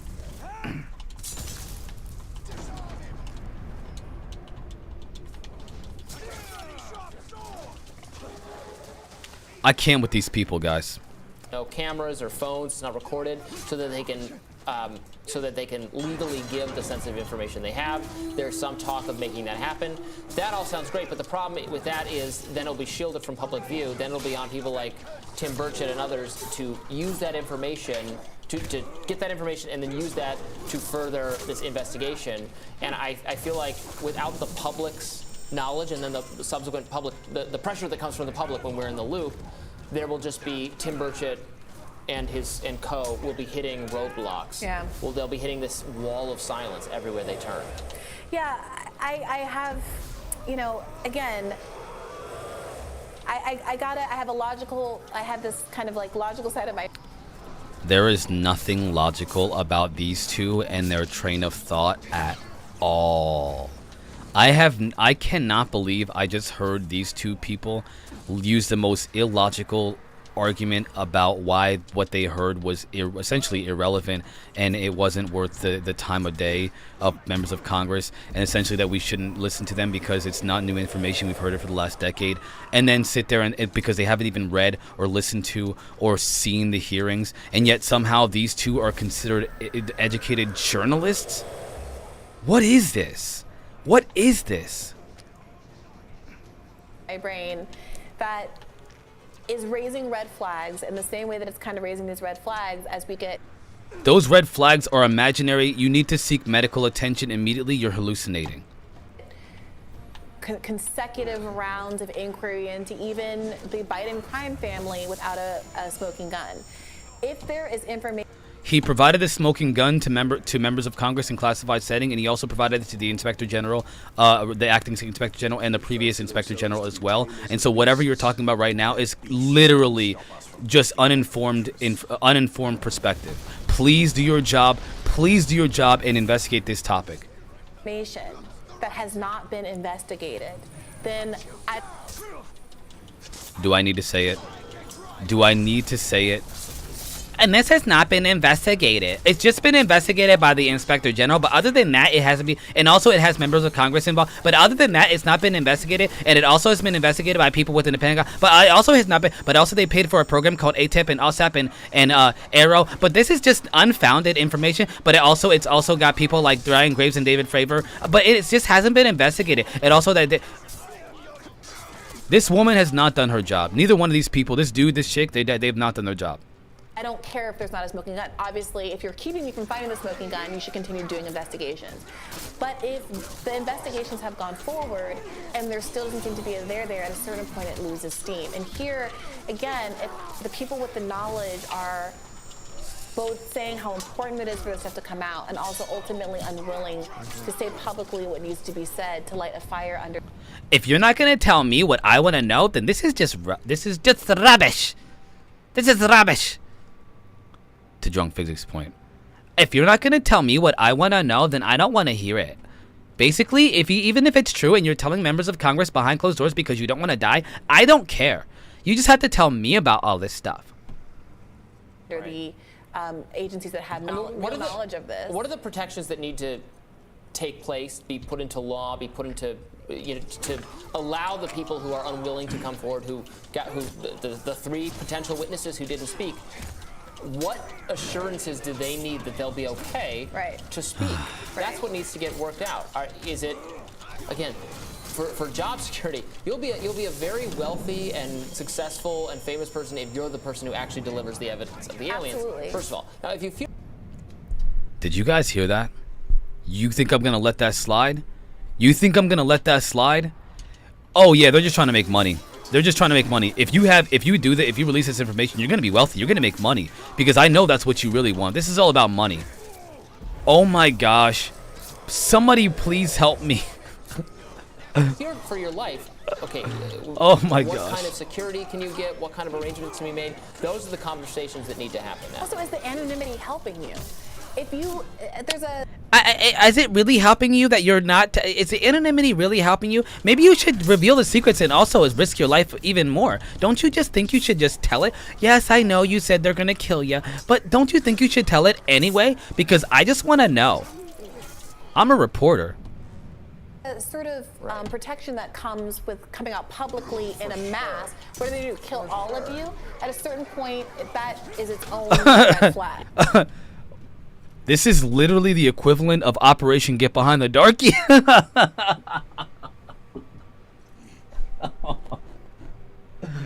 Operation Get Behind the Darky. Wait a minute, what is that? You want to know what she's talking about? You guys want to know what she's saying that she wants Grush to do? This is what she wants Grush to do. You guys ready for this?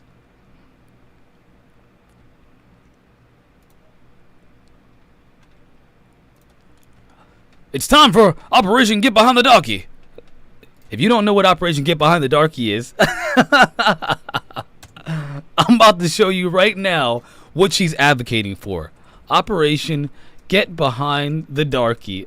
Let me show you what this woman is advocating for, okay? You ready for? Oh, come on. Did they take it off the internet? Is it too much for people to handle? Really? Dag nabbit. Hold on.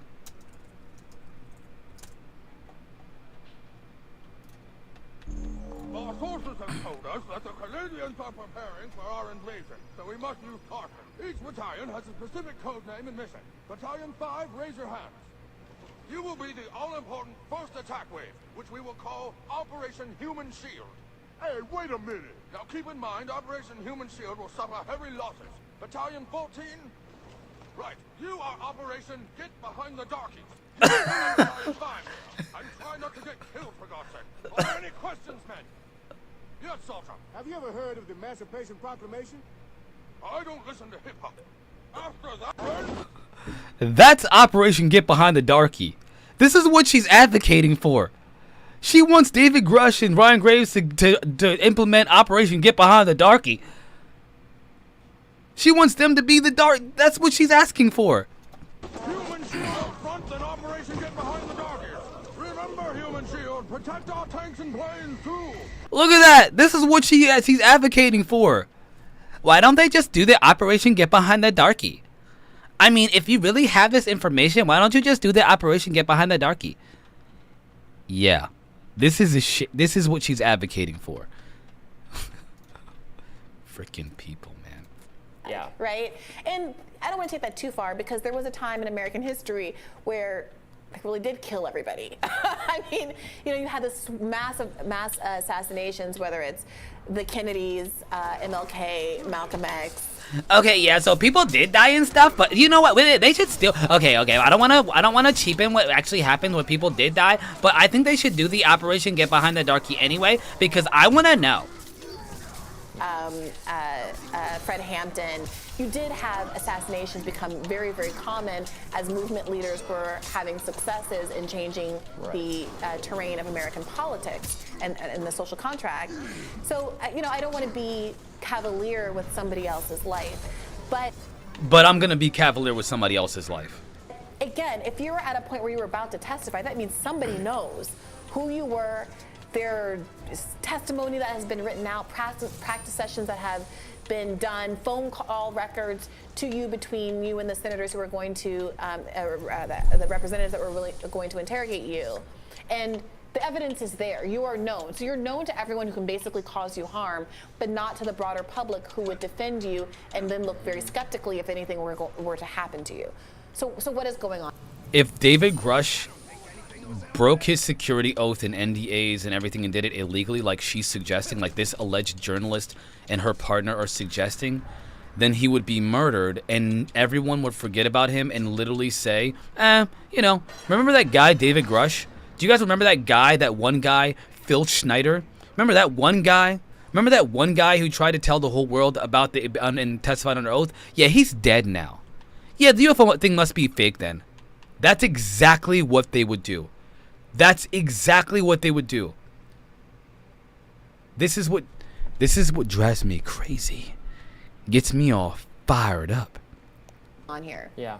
And I'd be remiss not to bring up that there have been some who've said that the timing of this investigation and this public interest into aliens at this juncture is suspicious in terms of what it might be covering up, what the other news stories that they don't want us to be talking about. Oh my gosh, she's gonna do the Hunter Biden thing.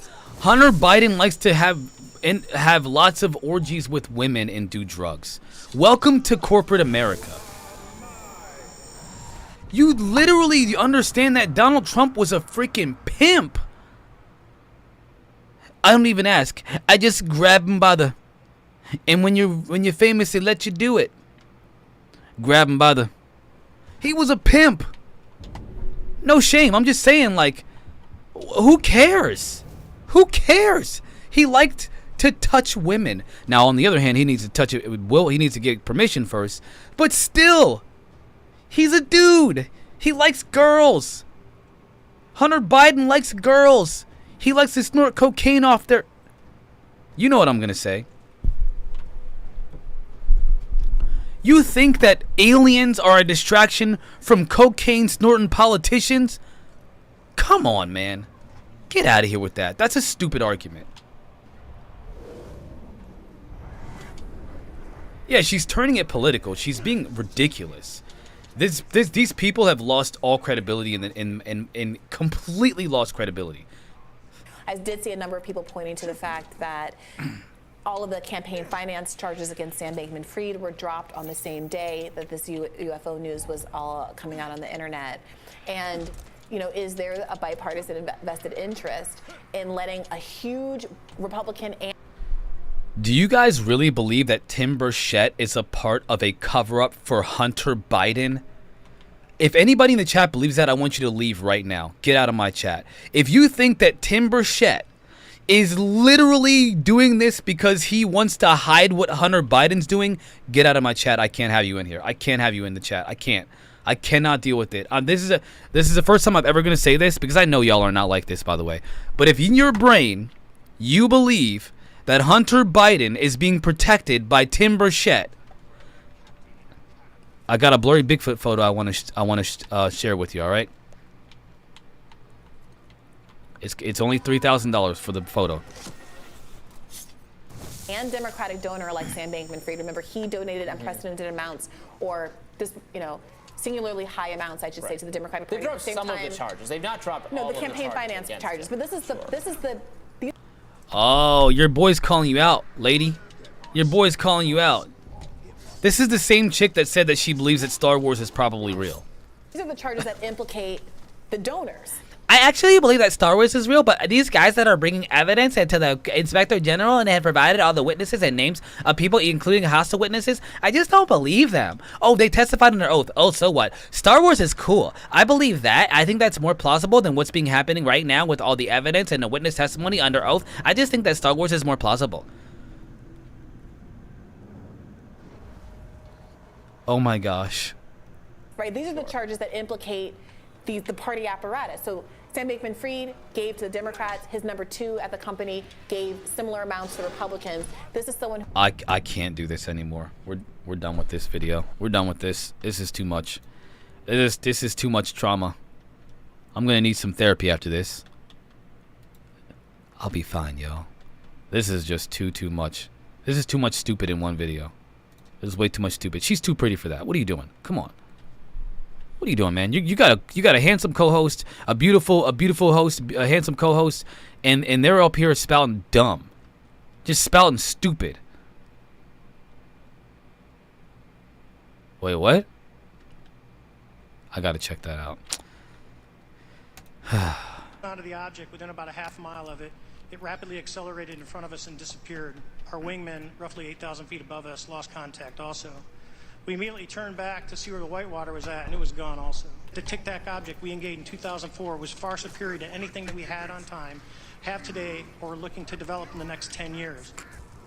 That is retired Navy commander speaking to Congress about that Tic Tac video where pilots say they saw a fast-moving, unidentified object near the coast of San Diego in 2004. Last week, we saw this historic testimony come as we await a report now from NASA on this topic, amid reports that Russia has also had dozens of engagements with UFOs.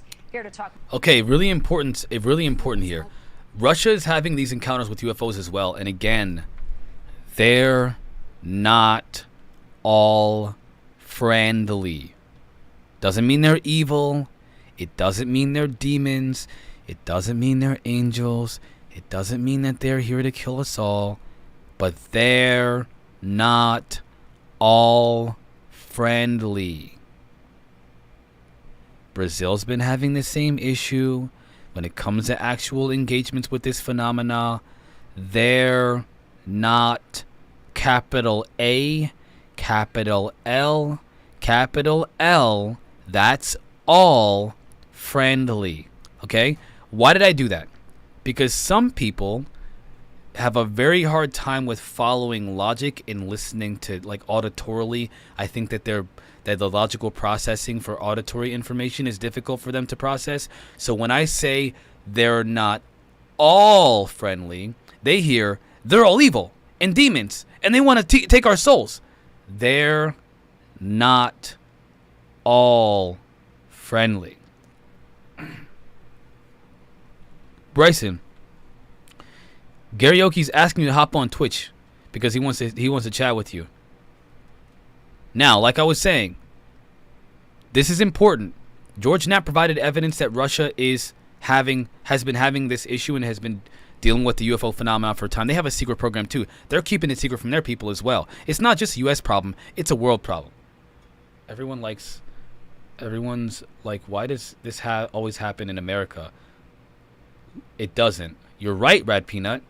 Literally happens everywhere. America just likes to talk about itself. Yes! Americans are self-centered. Rad Peanut, you're right. Where are you from, Rad Peanut? More about it, UFO expert Rich Hoffman. He's a member of the executive board at the Coalition for UAP Studies. Thank you for being here with us this morning, Rich. First of all, how have these hearings impacted the overall discussion and the momentum behind the pursuit of answers in this case? Oh, well, they're remarkably, having an effect. I mean, I just finished a 2-day conference where we had 9 countries represented, all speaking about the phenomena. And the conversations about California knows how to party. Cali, listen, this is an important conversation because just like Rad Peanut said, it's not an American phenomenon, it's a worldwide phenomenon. People just center around the US because the US seems to be the sole arbiters of this phenomenon. They're not the arbiters of truth, but they are the ones that are centered around this phenomenon. There is absolutely a massive hand in the US. There's a massive hand that the U.S. has. Okay, that's one thing we have to just accept that as a reality. It's true. Now, this is proof that again that's being brought that we are not the only ones dealing with this phenomenon. The congressional hearing and just the impacts of it were remarkable. What do you think was the most remarkable piece of evidence that you heard or testimony during these hearings? Anything you hadn't heard before that you think propelled the discussion? Well, I've been at this for 59 years. I think I've heard a lot of different things. You know, if you even if you take a look at the report on unidentified flying objects by Captain Edward Ruppelt, the head of Project Blue Book, you know, back in my day, early days. Back in my day. His book opens up with the fact that in the summer of 1952, a pilot shot at a disc-shaped object that he was within 100 yards of. And his Back in my day, again, there have been engagements with non-human entities. They are not all friendly. I love you guys, okay? I love you guys. I'm serious. I don't say this. I'm serious, man. I love my family and I love you, okay? But I need you to hear me, please. Challenge me all the time, but hear me out, y'all. Some of these things aren't our friends. testimony was that he was being, you know, he chased the object as long as he could. It was going about Mach 1, and it shot up and climbed up out of view. If you listen to his testimony, if we had him in front of Congress doing the same thing that Graves and Fravor were doing, it would be just as remarkable. I want to play a soundbite. So you mentioned those two witnesses. Graves talked about last night on a UFO special that we had here on News Nation about more pilots coming forward as a result of this testimony. Here's what he shared. There have been a number of commercial pilots that have recently signed up that have been confirming some of the sightings that I spoke about, as well as sharing some new data about potentially some new cases. So we certainly have a work cut out for us. Is it surprising to you at all? What came out of this hearing? Ryan Graves is receiving an increase in reportings of sightings within his organization, Americans for Flight Safety. Hold on one second, guys. One second. More people maybe. One second.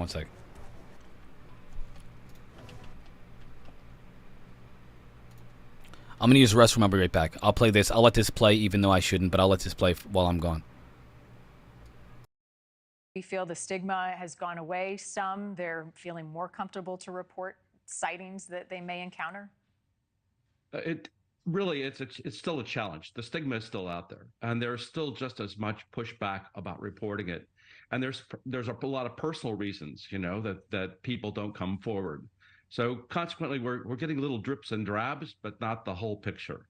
And you know, I mean, we're hoping that changes, you know, that we can have some openness, that you won't have that pushback from either airline companies, from the commercial side, or in the military world, that they can feel free to report without reprisals. And that's going to just take some time. Well, the other thing, and I spent a little bit of time this morning, probably 20 or 30 minutes, trying to find where on the Department of Defense website you could actually report things. It seems to be confusing, even for those in the sky, to know the process of the reporting system. And there's some ambiguity as to who you take your claims to. Would you say that the hearing offered any more insight into the necessity to have something like that more clear? You're absolutely spot on. That is one of the biggest issues we have right now. Even citizens don't know who to report to. If you have a sighting, who's out there do I call?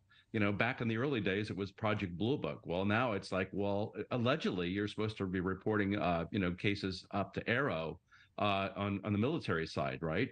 But we have, the commercial side. Where do I go with my report? And citizens just don't know where to go. And neither do a lot of other people.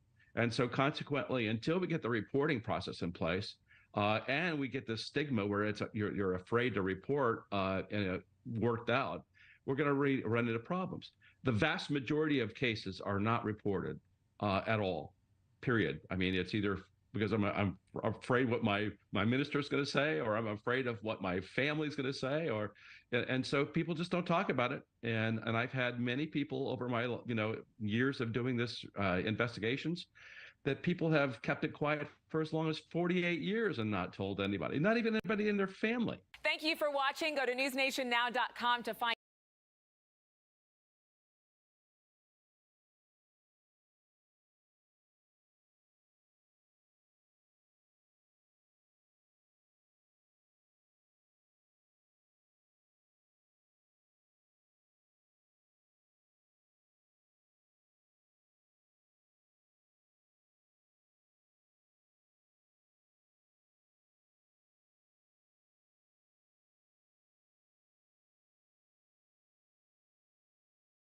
Two things I want to say about that.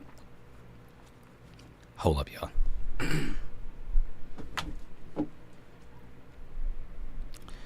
Check this out, okay? A couple things I want to say. They just told us, again, we're hearing this now, most of the vast majority of sightings are not reported, and the Pentagon doesn't have a very good way of reporting it.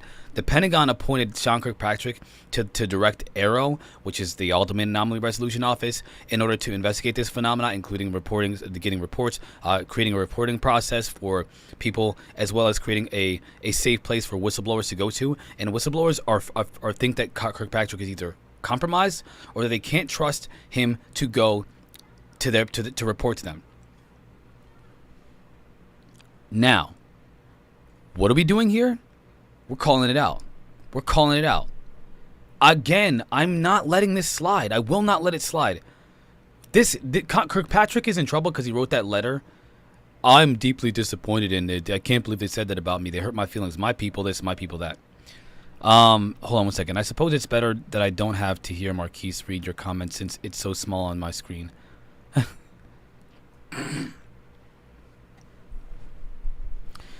Yeah, I hear you, Bryson. So, like I said, this is it. This is it. This is the fact of the matter. The fact of the matter is, this information is being kept from the American people. The processes are purposefully are purposefully complicated, purposefully, because they don't want this figured out. They don't want to know the truth. They don't want you to know the truth. They don't want you to know.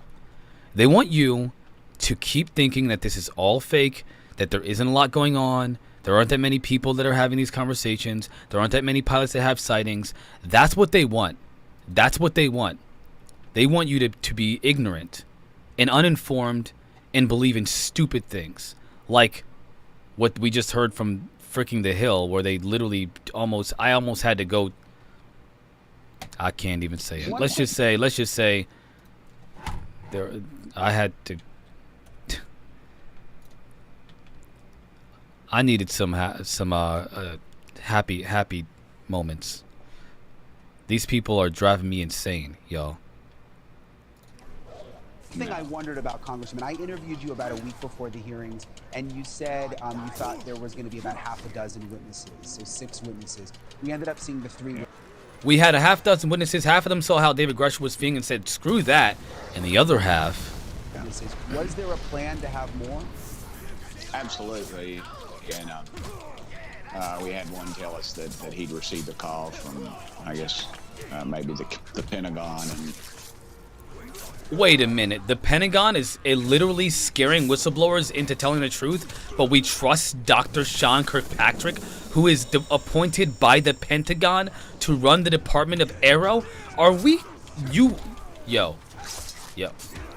And he or she decided that maybe it wasn't best that they were on there. We had somebody who was an affiliation with NASA, and NASA will say, well, they didn't work for NASA. This is...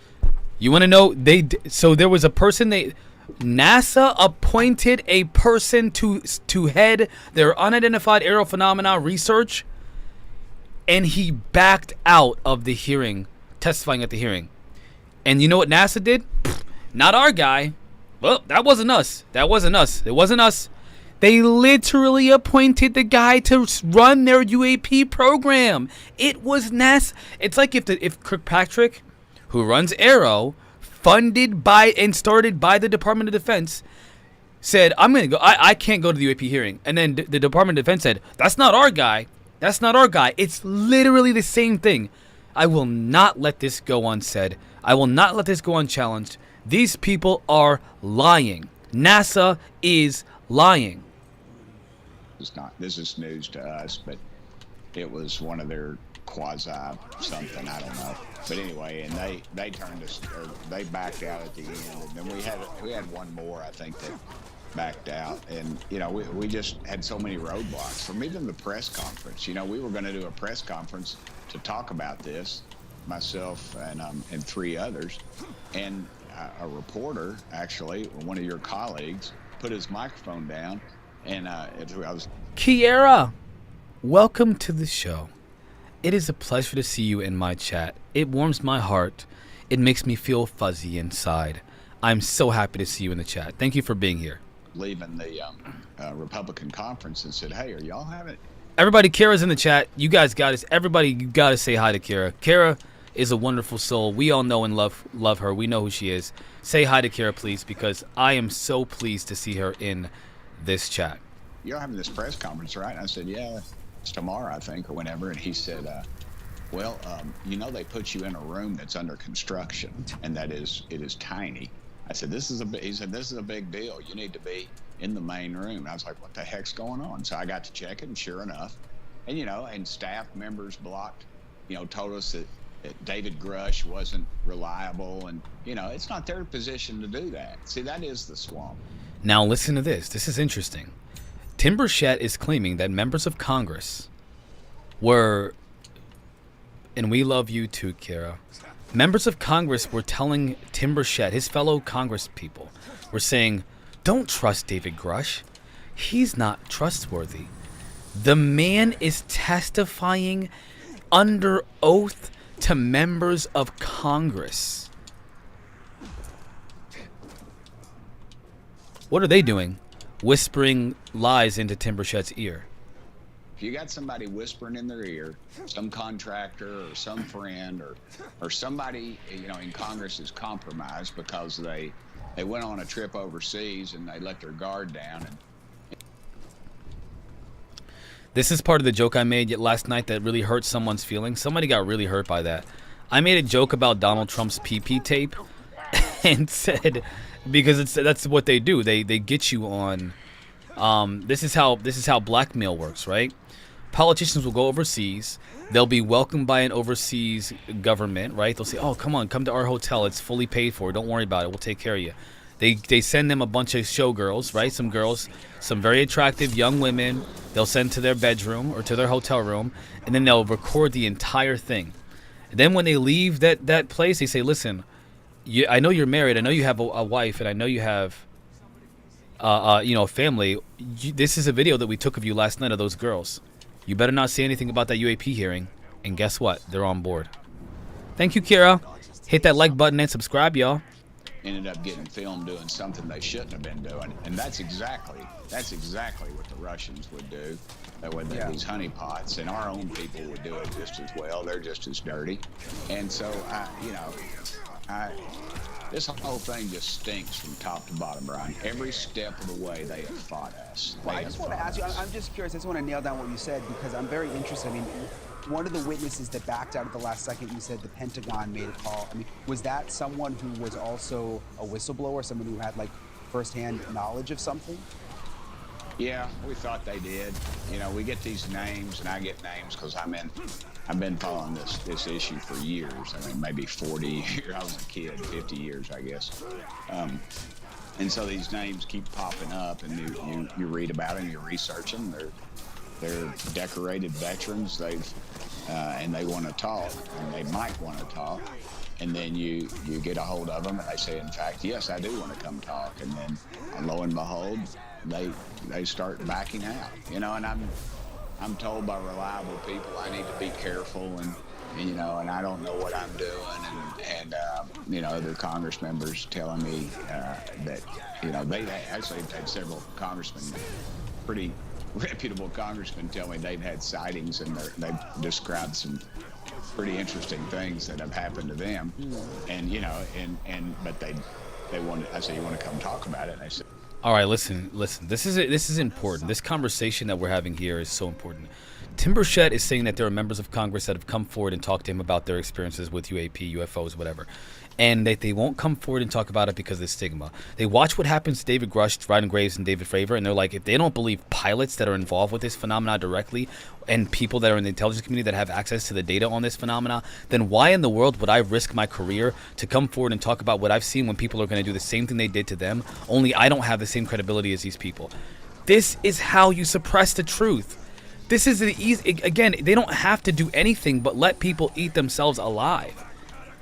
We can't be a part of the process of suppressing the truth, suppressing witnesses, suppressing experiencers, suppressing people that have seen things. We don't want to be a part of that process. We want truth.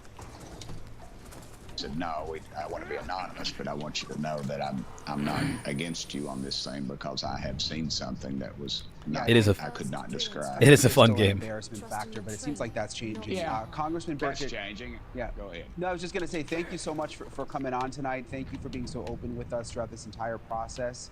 And we look forward to talking more and continuing to cover the topic. Thanks for coming on. Thank you, Brian. You can always call me Tim. And if it wasn't for y'all at News Nation, this thing probably wouldn't have broke because of your... You can call me Tim, dadgummit. My name is Tim Burchett, and you can call me Tim if you like to. God, back in my day, dadgummit, back in my day, people used to call me Mr. Burchett. Because I like that charcoal briquette. Tim Burchett is just, he's now a legend. He is a legend now. He is a straight up legend at this point. And I like him. I like him. The Armenian, I'm with you. All right? I'm right there with you. Where is this other video? I have another one that I wanted to show you all, but let's look at the weaponized teaser trailer. Let's check it out. The technology that we faced was far superior than anything that we had, and you could put that anywhere. We have nothing that can stop in midair and go the other direction, nor do we have anything that can, like in our situation, come down from space, hang out for 3 hours, and go back up. We would see these objects being at 0.0 Mach, that's 0 airspeed, over certain pieces of the ground. So what that means, just like a river, if you throw a bobber in, it's going to float downstream. These objects were staying completely stationary in Category 4 hurricane winds. Like George. What did we learn from the hearing? That they are capable of being stationary in Category 4 hurricanes, travel at Mach speeds in a hurricane. Category 4. Map, breaking Area 51. He's the reason I knew about that. Biologics came with some of these recoveries. Yeah. What came out of this? Under oath, an intelligence officer claims that there is biologics recovered, non-human biologics recovered from crash UFO retrievals, which means Roswell was probably, again, this is what I think is. Kira, thank you so much for being here. I'm just glad you were here. It makes my heart feel so good. My whole day is better now just because you jumped in the chat. Thank you so much. See you later, Kara. How species of aliens are here.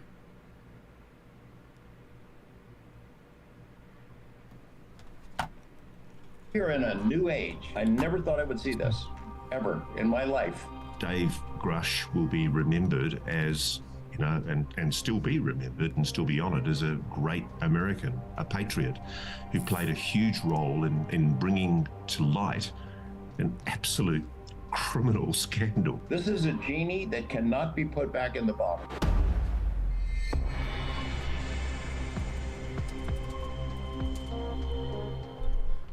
Can't put that genie back in the bottle. Can't put that toothpaste back in the tube. Can't shove that poop. Never mind.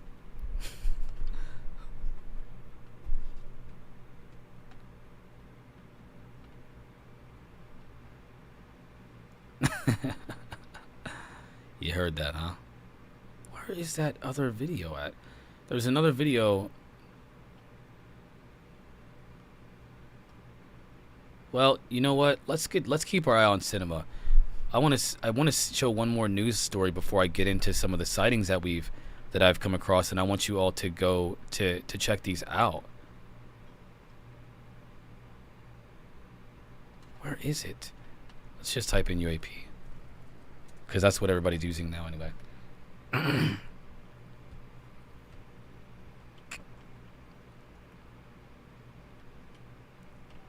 I think we didn't watch this yet. Check it out. I have, but I don't think we have. Check it out, y'all.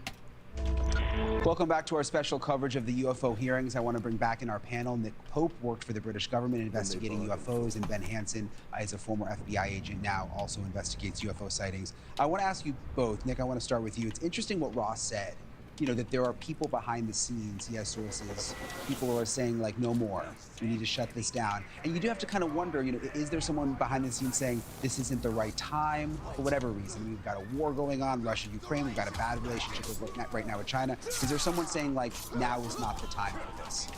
Well, what we've seen this week with the letter from Dr. Kirkpatrick and the statement from Sue Goff at the DoD, we've seen the empire strikes back. And, of course, the government will try to... Wait, tell me why you're having concerns about Jeremy Corbell, Derek. Hit me up.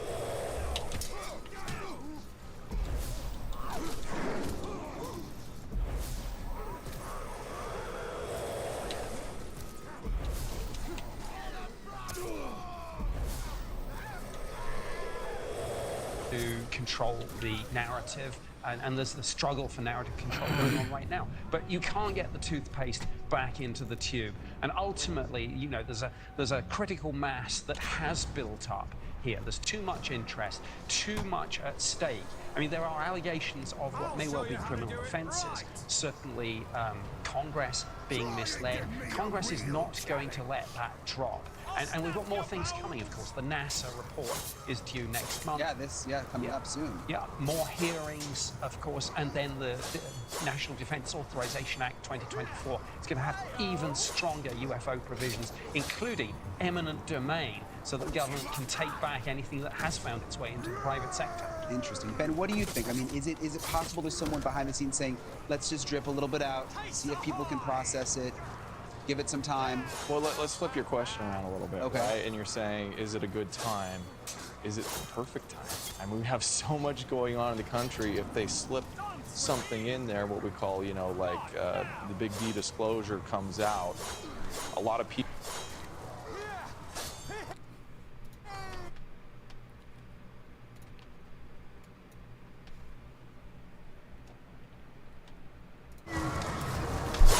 People, might kind of miss what we really said, right? And that we're not alone, and so you've got all these other distractions. But I do think, and based on some research I've done, that the best strategy is a slow drip method.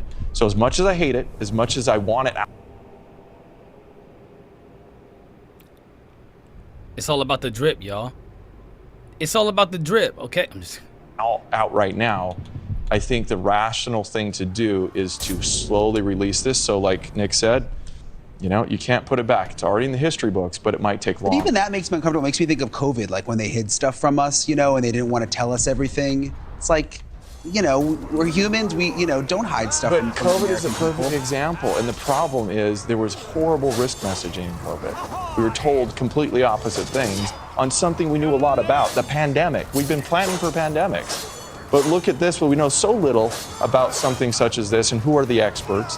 If this comes out, there's going to be mass confusion, potential, and I think they need to stay ahead of the game. Or is it possible that social media, we move from one story to the next, we only have about 30 seconds left, but is it possible that people just process it and move on? I think so, but I think Ben's point about COVID is a good one. Societal panic, we saw it. And when you panic, you don't make good decisions, whether it's government, health authorities, the media, or the public. Nick Pope, Ben Hansen, you both have helped us process all of this for the last couple months. Thank you so much for coming on tonight. Thanks, Brian. Really appreciate it. So, first of all, Red Peanut, I have ADHD as well, and the game actually helps me focus way better. Some people it helps them focus, some people it's distracting. Bear with me, y'all. It's all part of the thing here. Twitch favors the gaming aspect of this whole thing, so I try to find games that I can focus. I can do both, where it's not too. I've pretty much mastered this game, at least the combat version of it. I'm still working on the strategy when it comes to the recruiting and all this stuff like that, which. Not that you care, but you can recruit different orcs, or uruks, as they call them in this game. Really cool stuff. It's a freaking cool game. And then have them fight in the pits. And if you win, you gain a level, and sometimes you get equipment. But you can also, if you lose, you can recruit those people, but you got to fight them, break them down, weaken them, and then you control their mind and make them fight for you. And sometimes, even then, they betray you. It is such a fun game to play in the background. But anyway. Slow drip, okay? I don't think War of the Worlds either. That's not what I'm thinking. But then again, who knows, right? I don't know. I don't think that's what's going to happen. But I want to bring in our panel Thank now you, to brother. discuss all these new developments. Nick Pope worked for the British government investigating UFOs. did they talk about the other part of his? Disturbing. No, I want to. Well, I want to see the interview with this guy, with this other guy. Hold on. It's from, so that game is from the story. The world is the world from the Lord of the Rings. It's Middle Earth. This game is called Shadow of War. It's the second game in that game series. The first one was called shoot. Hold on one second. Shadow of Mordor. This one's called Shadow of War. So yeah, it's all part of pretty much the same thing. It's really cool. It's a really cool game. A really good storyline, but we don't focus only on the game. We're doing the UAP stuff and then having the convo. Wait, what is this? What's this? People say that's pretty far, but in airplanes, that's actually relatively close. No, it was perfectly... Guys, they're running reruns. White, smooth. CNN is doing reruns. I want to know what the poll is. You didn't vote. Your vote didn't go through. Try again. Vote. Come on. Let me vote. Aliens. Look at this. Correct. CNN does a Result of poll your and they don't previous even allow government you work, to have do you the met poll. with people with direct knowledge or have Look direct at that. knowledge yourself Look at about that. ATs, advanced technologies that the U.S. government has? Based on Yeah, that show this hearing is stuck in my brain.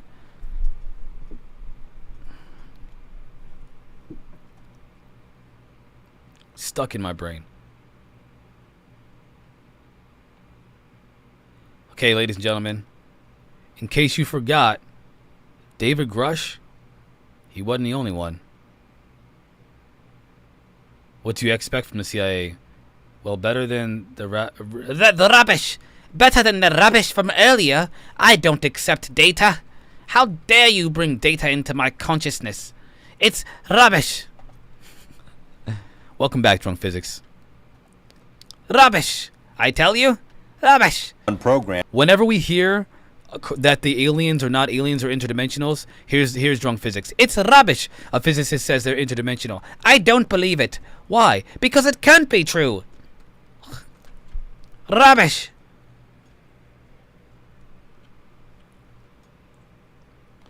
Karaoke, I'm with you. I'm with you. I never said that, troll. Who's the troll here? You're on my chat. Get out. Who's the troll here? It's rubbish. So my guest again this week is UFO researcher, former state Senate candidate, and award-winning pilot John Lear. Mr. Lear, nice to have you here again. Always a pleasure to be here, George. To begin with, we have this concept of the people from other planets as little green. I know exactly why you like Nick Pope, Drunk Physics. We'll talk about that in private. Green men. Are they green from what you know? Are they all the same, or we got different kinds of them? George, there's at least 70 different species, and probably more. But yes, as odd as it sounds, there are... That is an insane claim. 70 different species? Did I misunderstand that? Little green men. That's not the ones we usually see, though. We see the little gray ones. They're about 4.5 feet tall. And we see the ones that are called the Nordics. They're about 7 feet tall, look like us, but they're invariably blonde hair and blue-eyed. They're one of the species that we have on ice. One of their crashes we recovered. Obviously, with different species, they have different motives. I mean, are there good aliens and bad aliens? Good from what aliens you know? and bad aliens, and all kinds of ways and reasons for interacting with us. And what are some of the reasons? Why would they be here? Genetic experiments, trying to... there's a misconception here. People think that our space brothers would bring us, good things and teach us how to get rid of all our diseases. And if you stop and think about it, that may not be the best thing, because if you had a society without any disease and everybody starts living 150 years, that creates a lot of problems. So they would not meddle in that way. You believe, in part, that the movies E.T., Close Encounters of the Third Kind, were not entirely just the creative products of some Hollywood director, that maybe there's more to that. Why don't you explain? They were carefully guided by representatives from MJ12, who is this organization that is in charge of the cover-up, in order to get us ready for the release of the information that there are indeed aliens. And in both those movies, they used small little creatures and in order to get us ready for this release of information. To prepare us that the idea of benevolent aliens from outer space are going to help us out. Unfortunately, they're not so benevolent. So they made probably one of the most disastrous mistakes when E.T. No, Nick Pope is far from a David Grush, Bryson. Far from. To be totally transparent here, Nick Pope did have very limited access. He is nothing like a Nick Pope. He's actually like a Kirkpatrick. That's what Nick Pope is like a Kirkpatrick. Literally. I'm not. It's a 1-to-1 on that one. He was put out at that time was. He just doesn't deny the phenomena like Kirkpatrick does. Before we discovered what I call the double cross or the grand deception, and they were trying to get us used to the benevolent little creatures. Ladies and gentlemen, haven't we? Do you want to know why I went down that rabbit hole earlier today? Because John Lear is literally, again, if you guys aren't doing that, if you're not doing that, here's what some people do.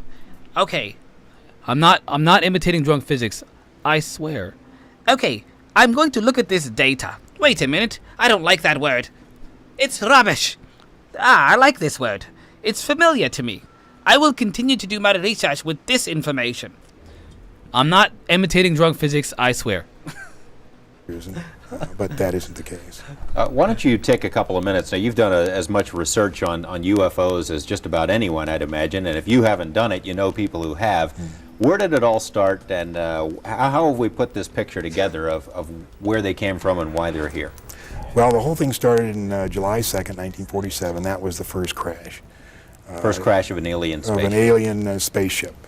July 6th is when they recovered it and sent it to Wright-Patterson Air Force Base. July 7th is when they held the press conference and told the people it was a weather balloon, which the press bought hook, line, and sinker. September of that year, President Truman established MJ12, and the purpose of that was to study the saucers and cover up the existence of UFO. The Armenian why? Oh my gosh.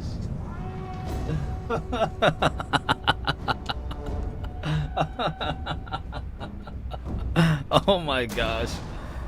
Wow, dude. Yes, I'm being facetious, and I hope I'm not offending anybody. I know that people can get sensitive about. I'm just kidding. Like, I can take criticism. Like, somebody people call me. I mean, drunk physics literally said that I what did you say to me? The one I can't remember. You said that, like, essentially you made some kind of an argument that I base my theories off of through the process upside down. So, like, I'll believe something, and then that's what I base my theory off of, instead of the data leading to me to the theory. It's an upside down approach to finding out what something is, to looking into something. So if for example I think, oh, wait a minute, I'm just sitting there, hanging out, and I'm like, man, it'd be really cool if aliens were actually, like, I don't know, intergalactic traveling Twinkies from the Twinkieopolis star system, and then I go and I look for evidence for why there might be intergalactic Twinkies. That's what drunk physics says. That's how you see me and how I look for my information. I take that. I don't think that's offensive. It's wrong, obviously, and I mean, it goes, if you believe that, you're not paying attention at all, or maybe I'm not delivering my message right, and that as well I also accept. But I'm not hurt by it. It doesn't hurt my feelings. So I hope that when I'm joking here, nobody gets hurt and nobody gets their feelings hurt by it. It's just a joke. Please take it as a joke. If you were looking and you say we recovered alien bodies from that incident. 4 from that particular crash. Yes. And what'd they do with them? They autopsied them. Dr. Detlef Bronk was the chief surgeon, so to speak. He was the one that named them EBEs. It stands for extraterrestrial biological entities. And we captured 3 live EBEs, They were numbered in their order of capture: EBE-1, EBE-2, and EBE-3. Where did this happen? In different crashes. EBE-1 lived with an Air Force colonel between 1949 and 1952. The EBEs are kept in an electromagnetic facility called a YY-2. It was designed by a Dr. Eric Wang, who worked directly for Dr. Kissinger, who has been in this cover-up since the very beginning. The reason they had to create an electromagnetic facility is the fact that the EBEs are so advanced, they're at least a half a billion years advanced from us, and probably more. They can move by thought. Listen to this. If this is stuff that's talked about by John Lear decades ago, they move by thought. They're at least a half a billion years older than us. What the freak, man? What if this is stuff that's like been talked about before, but like now that we're hearing about the interdimensional possibilities, are we going to ignore this? Are we not going to connect the dots here? By thought. And they can also disappear. But they can't move by thought through electromagnetic facilities. So they built this facility. There was two, one in Los Alamos and one either at Edwards or up at the test site. At Groom Lake, Nevada. At Groom Lake. Now there's still one EBE still living, EBE-3, and there is a videotape that eventually is going to be released to the public, and it's an interview with him. Now, what would you do? Would you at all think that maybe the interview that's being alleged by the libertarian guy who said that he talked to members of Congress and gave that video to him, are you going to connect the dots here? Why are we looking at this video? Because guess what? John Lear mentioned an alien interview video that's been released, and guess what? Somebody recently just said that they released an alien interview to the Congress. Do I see a connection here? Oh no, it's rubbish. There is no connection. You're making this up in your own head. How dare you? It's all rubbish. As hard as that may sound, as hard as that may be to believe, there is a videotape of an interview. Or if you will, Stimpy, you idiot. With EBE-3. And what is this language that the interviewers are? I haven't seen the tape, so I don't know. But on this trip I told you I took gathering all this information, a guy in Albuquerque handed me 25 secret CIA memos. And if anything can be humorous in all of this, one of these memos, in the body of the text, it said, by the way, EBE-3 wants to see the ocean. We better make the arrangements or he'll disappear again. So while he couldn't get out of this facility, he could make himself disappear and cause him a lot of trouble. Now, can they exist among us? Is that what you're saying, or do they have to have this special environment? They have special environment, special. All right, let me ask you guys. Has anybody ever seen the video by Northrop Grumman? They can disappear. Can they walk among us? It's my understanding they can only last about 20 minutes in this air. You were saying all. Let's see if I've ever have. I mean, hey, has that ever been suggested by anybody like, I don't know, an aerospace company like Northrop Grumman? I don't know. Let me see here. Let me see if that's ever been. Let's see if I've ever. I don't know if I've ever seen. I don't know. Maybe I have. Maybe I haven't. If I did, I'm just gonna ignore it because I don't like data that doesn't make me feel comfortable. So I'm just gonna ignore that. Let me just see. Maybe I'll check YouTube. Oh, let's see if I can find this. Let's see if I can find this.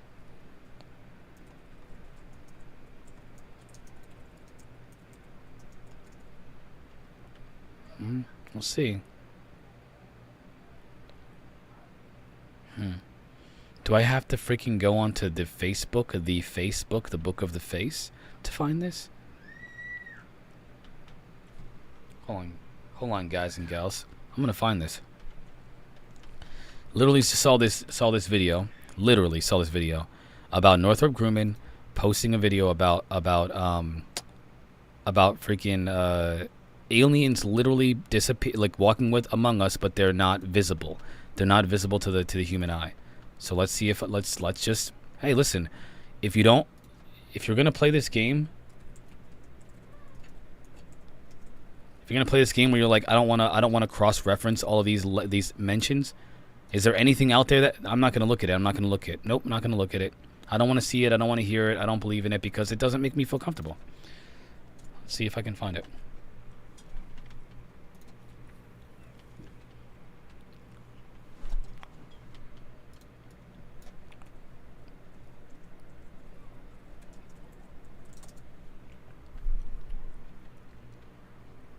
If I can't find it, I want you all to remember this moment, because I'm gonna find it. I'm gonna find that video. As a matter of fact, I think I have it saved. We're gonna check it out. Hold on. Ah, my guy sent it to me. Thank you so much.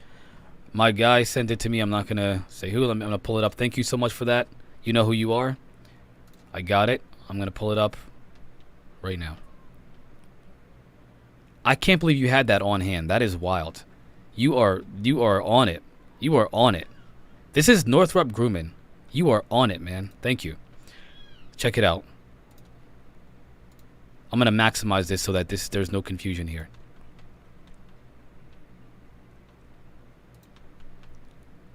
This is from Northrop Grumman, posted on Facebook. I tried looking for it on Facebook, but I couldn't find it, and then a friend of mine sent it to me right here. So, look. What does it say? Are invisible aliens walking among us? You see that? You see people walking in a busy, crowded area? What's that? That is literally a gray alien literally walking among a crowded place of people, but just like not within our visible spectrum. Are invisible aliens among us? Posted by Northrop Grumman, aerospace company, 289,000 followers. NorthropGrumman.com is their contact, or their link back. Do you guys want to play games with me? You want to play games with me? You're not paying attention. If you don't look at these things, you're not paying attention. It's not that if you haven't seen it. If you see this and ignore it and say it's all rubbish, it's just a random arbitrary connection, you don't deserve the truth. You're not looking. You're not looking. You don't want to know the truth because you don't like what the truth suggests. That's all it is. You don't like what it suggests. That is all it is. Okay? Now, that's way too obvious for somebody to ignore, unless, again, you just don't want it. You just don't want to know the truth. You don't want to. It makes you uncomfortable to hear truth. It makes you uncomfortable when you hear that aliens might be literally walking right next to you, and you just don't know. They might be walking in these crowded areas, like Northrop Grumman suggests, hidden in plain sight. What if invisible aliens exist among us, already here but unseen by human eyes? Are we gonna do this? Let's do this.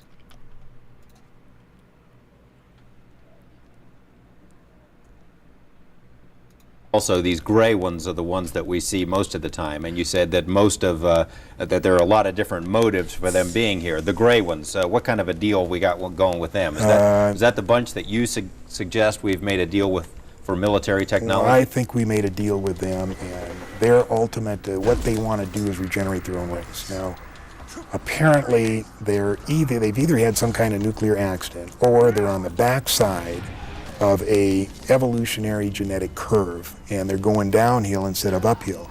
In other words, in the autopsies, of which I have 2, we found out that their digestive system is atrophied. They can't eat through their mouth anymore. You know how they eat? Well, these cattle mutilations, they take the hormones and the enzymes from those cattle and they spread it on their skin. And their skin absorbs the nutrients and then excretes the waste back through their skin. And if you read Whitley Strieber's book or listen to him talk, he talks about when he's seen them doing this to their skin, and they're scraping the waste off. Now, these cattle mutilations, there's been a film made about that.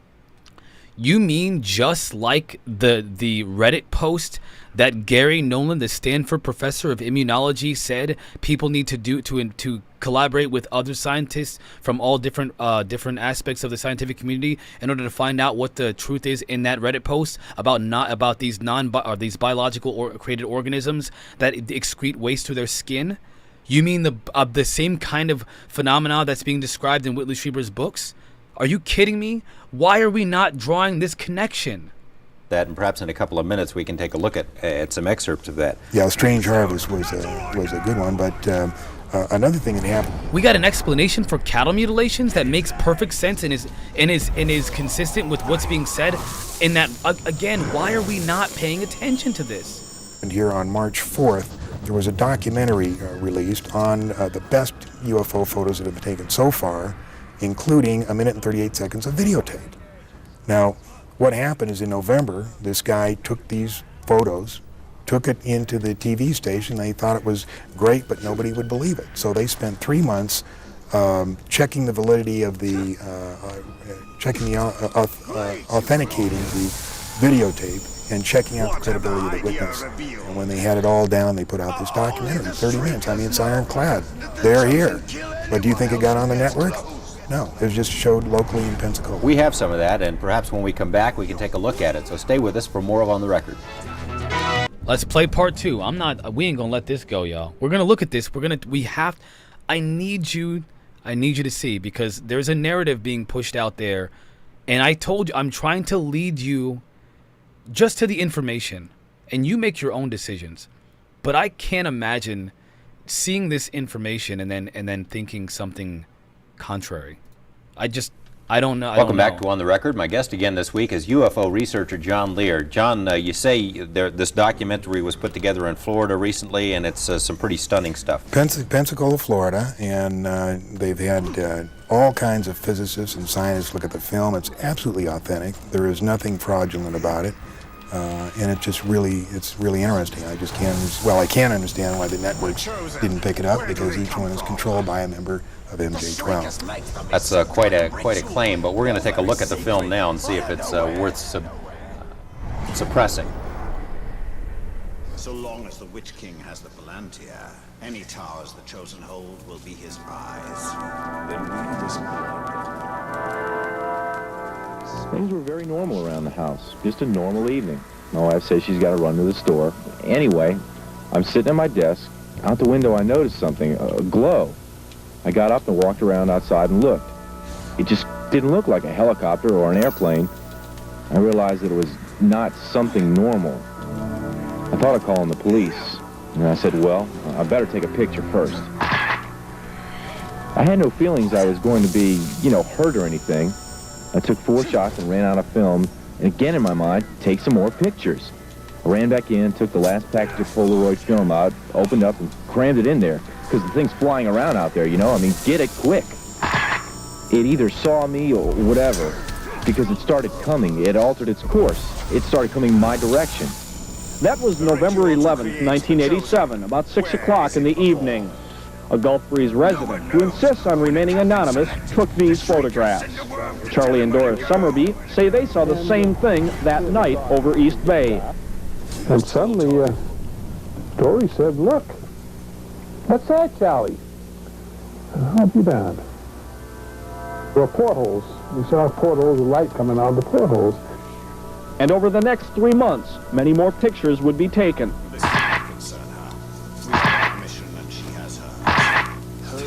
By different people. I don't believe in picture evidence. That's rubbish.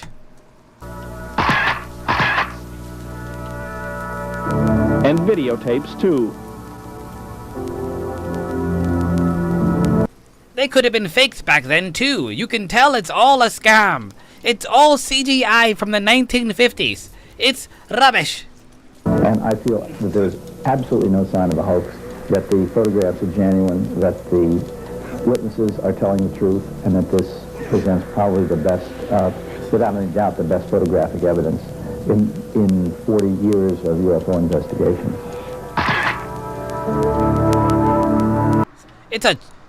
It's clearly a Chinese lantern from the Chinamen of the Chinese party. Clearly it is, isn't it?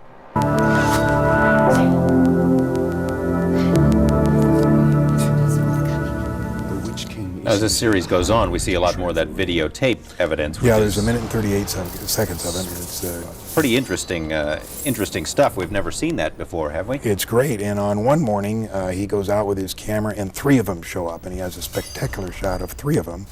And on one of the shots, they tip the saucer so that they can see up in the inside in the bright glowing ring of however it's powered. Take it that's not a weather balloon. The government wouldn't contend it's a weather balloon. No, that's for sure. How does the government explain this, or has anyone ever put the question to them?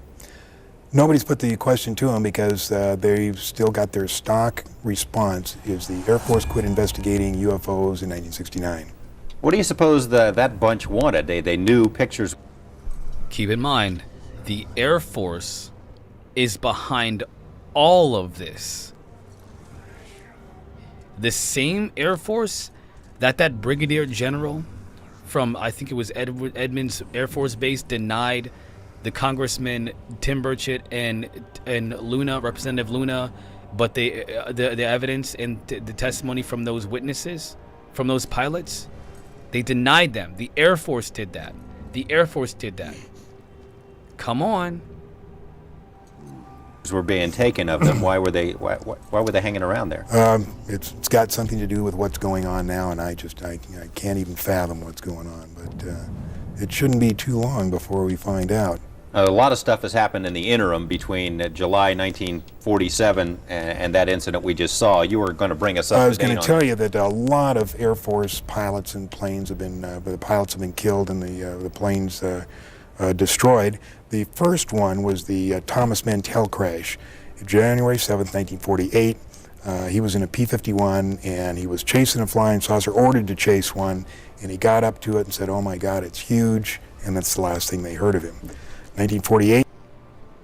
There's a recording of that incident. That person lost his life in that incident. Man, I wonder if the Intergalactic Space Brothers understood that they killed someone.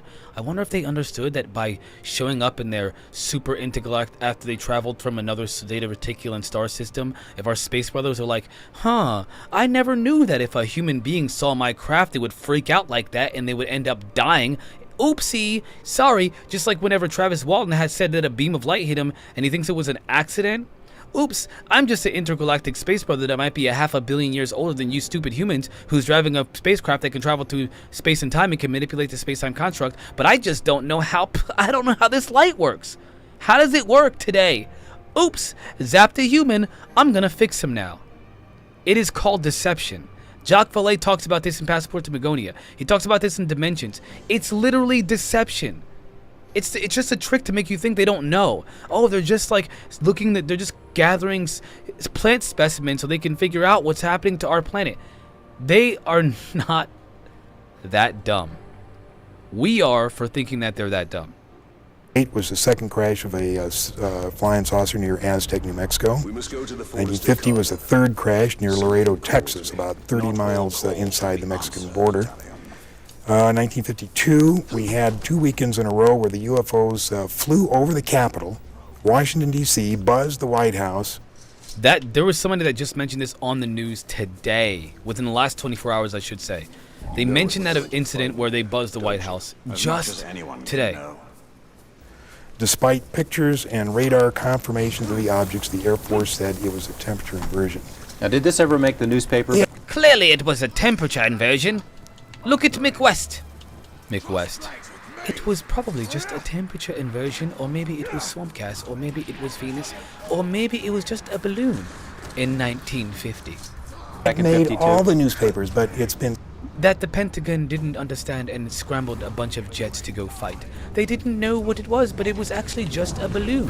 Nothing to see here, folks. Everybody go back to business as usual. Such a fantastic mental programming that we've been forced to forget this. It was in the papers. It was one of the most spectacular UFO events in history. 2 weekends in a row. In the newspapers, I don't know if you've gone back and looked at the newspapers from that era, but how did the newspaper people explain what it was? They told the Air Force line it was temperature inversion, but they had pictures of it, and they just said it was temperature.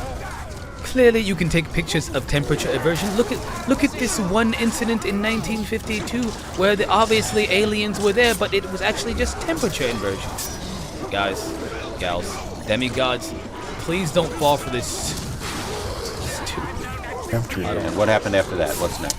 The government established an intensive program of ridicule against anyone who said they saw flying saucers. And fear of ridicule was the foundation on which the cover-up was placed. Nobody likes to be ridiculed. And they built that fear into anybody so that nobody would talk about it. 1952, Eisenhower was elected. He was briefed by Hillenkotter. Eisenhower, being military, took steps to ensure that the secret was kept. Because of his military background, he made it more military-oriented than, say, a civilian president would have. And it's this, I think, that has his actions let the real power of the executive office slip through the hands of the president into MJ-12. And we've got a copy of, I think, outside of that document where Eisenhower is briefed in that. He was briefed, and he set it up. And interesting thing, in late 53 or early 54, Eisenhower witnessed an alien demonstration of technology and power at Muroc Dry Lake, which is now called Edwards Air Force Base. How do you know that? How did you get that? We have witnesses who were there. Who say the president was there seeing? The president was there. There's an English guy. He passed away. He either passed away just recently, but before he did, he was the last living person who was present at that meeting. And he said that Eisenhower told the aliens that the world was not ready for them. And nothing happened until the first part of the 60s. Several more crashed in the 50s. In 1960, Kennedy was elected. Eisenhower was the last president to have a full briefing on the alien problem. There was You mean the alien brotherhood? Listen, the idea that there's there's a reason why I'm showing you guys all this stuff now, because I feel like I think that we're able to look at aliens and understand and have compassion. And I said this before, but there's more people here now. But we can't look at our fellow human beings with the same level of compassion and understanding. The hypocrisy is insane. You would betray the entire human race because we are failing, not even because of our own doing. Just so you understand, our society, our civilization is most likely being influenced by a non-human intelligence. And when it comes out that it is, remember that I said it right here on Twitch and YouTube live. A disdain of elected officials throughout the intelligence and military communities, and they just didn't like elected officials. So every president since then has not had high enough clearance to know the whole problem. Now they know there's aliens, they know we've recovered saucers, and they know that we're trying to get technology. But there are certain other things which probably only about 25 people on the face of this earth know. Now on April 25th, 1964 was the first official communication between our government and the aliens. 3 saucers landed there by prearranged agreement. It was filmed by 5 high-speed cameras, 68,000 feet of film. The reason we know this is because in 1972, when they were going to release the first information about UFOs to the public, a very knowledgeable writer, his name was Robert Emenager, was asked by the agency to write a documentary, which he did. And they were going to release this thing, and we had the whole history of the UFOs. Just so you understand, Lex, and everybody in the chat, do you want to know why we haven't been told the truth? Because because there are people out there that would literally fight, they would literally burn people at the stake for talking about this information today. Burn them at the stake. I'm telling you, they're not ready. People are not ready for the truth. Not even the UFO community is ready for the truth. They don't want to know the truth. They want to be told fairy tales when they want Mick West to whisper in their ear, "Don't worry, they're not here to hurt you. They're actually just space brothers from the Zeta Reticulum star system, or swamp gas." Was in the last part of the documentary was the footage of the saucer landing. But in 1973, when they're ready to go, we had Watergate. And they were faced with 2 problems. Number 1 is they didn't think the public could handle 2 traumatic experiences at the same time. Real quick, they just told people, they just said yesterday, I just watched something, I can't remember exactly where it was, but they said that their Air Force was there was this one Air Force base that's very well acclimated to the the alien situation, that forces, essentially very, very strongly forces or encourages their cadets, their people to go to church. Why? Why? Because they think it's demonic. They think it's demonic, just like why did I watch that rubbish earlier? Because they believe the Air Force thinks it's demonic, and so does the Pentagon. Why do they think that? Why do they think that? And number 2, they thought that the public would perceive this picture of aliens and spacecraft as a ploy by Nixon to divert the attention from Watergate. So they That's it. It's all to we just heard those 2 geniuses earlier talk about the fact that they think it's a diversion from Hunter Biden. Listen to me. Hunter Biden likes to snort coke off a stripper's butt crack. That is not as important as alien life. Why do they think there's anything? There's no comparison. Sorry about that last joke, guys. I apologize. That was inappropriate. Shelved it.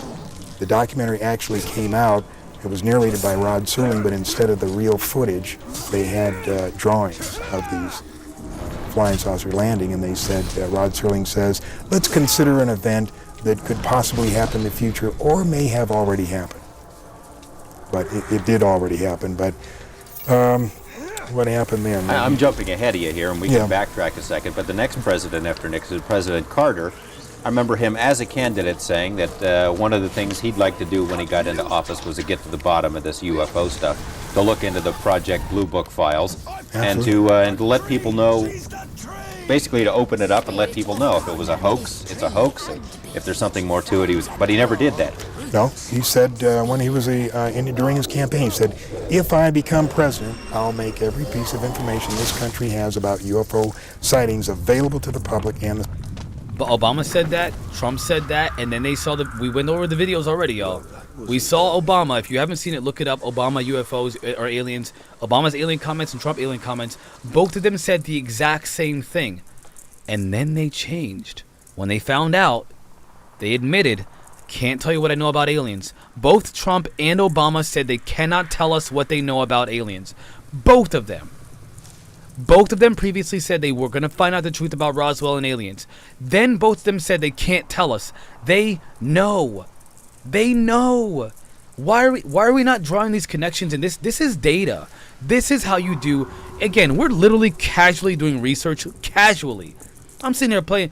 And all I did was just present this stuff to you guys right now. Do your own research. Search this stuff. There are books that have way more information about this than any video. But I think that it's easier to check out these videos just to get you into it. And I'm telling you, you cannot come to any other conclusion. Something's going on here. The scientists. I'm convinced that UFOs exist because I've seen one. But MJ-12 got to him, and they explained how important it was to keep it a secret. And apparently he agreed with him because we never heard anything from Carter. Okay, what else? In between Nixon and Carter, anything? How do they sleep at night? How do they live with themselves? How do they do this? Know this information because there's something about it that's I think it's for our protection. I think that disclosure is going to lead to something terrible. Not saying that I don't want it, I'm just saying I think it's going to lead to something terrible. Something bad. At the end of the 60s when I believe we made a deal, 1973, 1980, were cattle mutilations. 14,000 cattle mutilations all over Canada, United States, South America, and we believe that they used the parts of the cattle for food or genetic experiments. And there was a documentary made by Linda Moulton Howe called Strange Harvest. Okay, perhaps we can take a short break. When we come back, we can go to that because I think it's a little bit long. We'll be right back.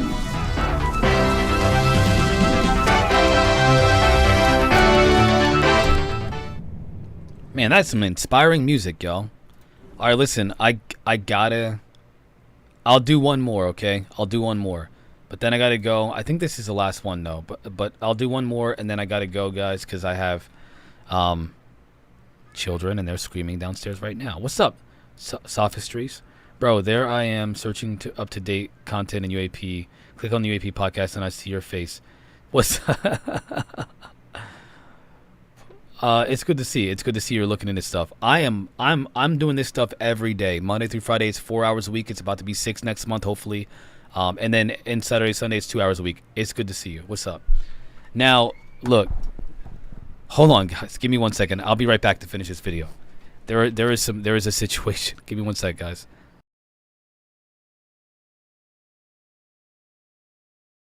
Welcome back to On the Record. The subject is UFOs. We're about to see part of a documentary.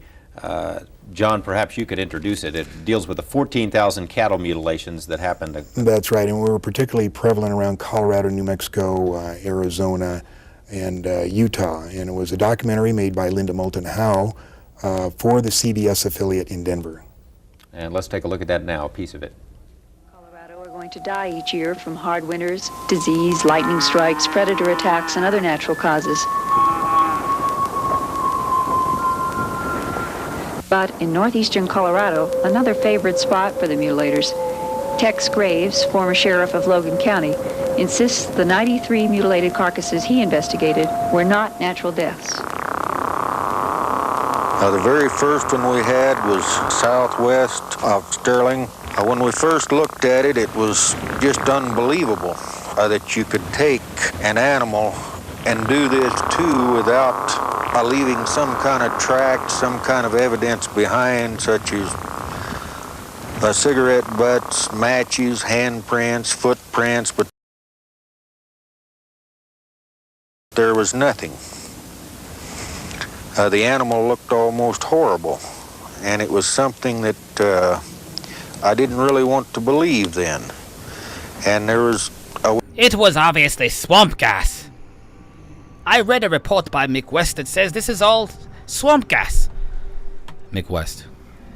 If you look at the cow's jaw structure, you can tell that there's a bit of moisture from the swamp. Gas is going into its nasal cavities and tearing apart its flesh and doing it without leaving. And the reason why there's no blood at all, it's because there was some hyenas that came. And sometimes hyenas are rarely known to suck the blood of their victims. If you look at this rare and almost non-existent report on 3 attacks on the cow population from these hyenas, first of all, Mick West, hyenas aren't even around cows. What are you talking about? Secondly, Mick West. We probably had 5 or 6 others before I really did believe something strange was going on. We had one up north where we believe the animal was paralyzed and was alive when it was being mutilated. An eye and an ear, the tongue, the rectal area was taken out, but the animal dug a hole with its head, but none of the other parts of the body moved, not even the legs. 6 north of town on a very hard pasture, almost like hard brick. We found tripod marks 12 inches across. The tripod marks were 14 feet apart. We found one set that had gone in the ground roughly 8 inches.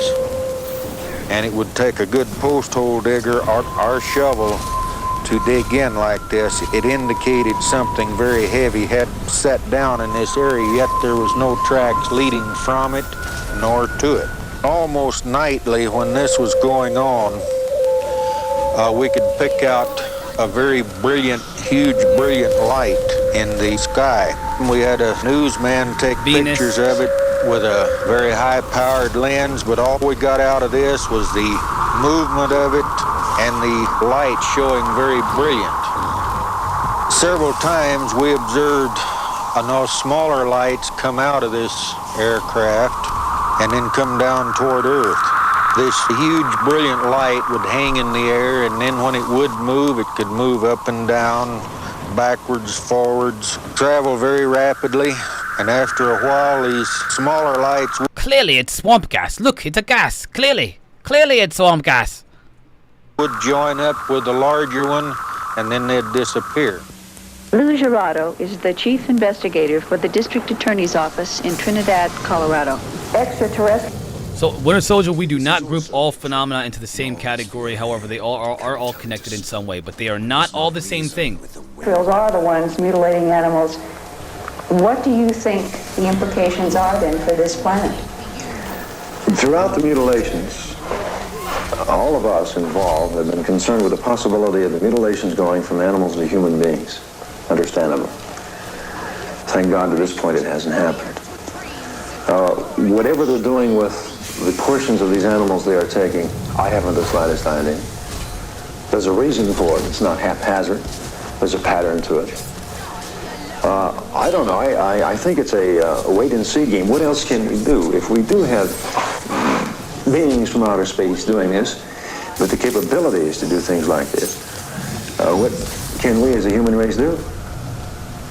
If they have the knowledge and the technology that it looks like they have, we're powerless. So maybe it's a wait-and-see game. I can't see anything else to do. Well, he says the mutilations have not gone from animals to... Thanks for the love, fam. I appreciate that. Welcome to the chat. Humans yet. You agree with that? There have been some humans. It's a very, very sensitive subject. I'm going to steer away from that. But you know why he doesn't want to talk about human mutilations? You want to know why? Because the families ask for privacy and because people can't handle it. It would cause a panic.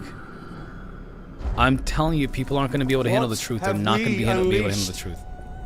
But I will tell you that since the beginning of this year, there have been over 200 animal mutilations on Long Island. It's supposedly a big secret.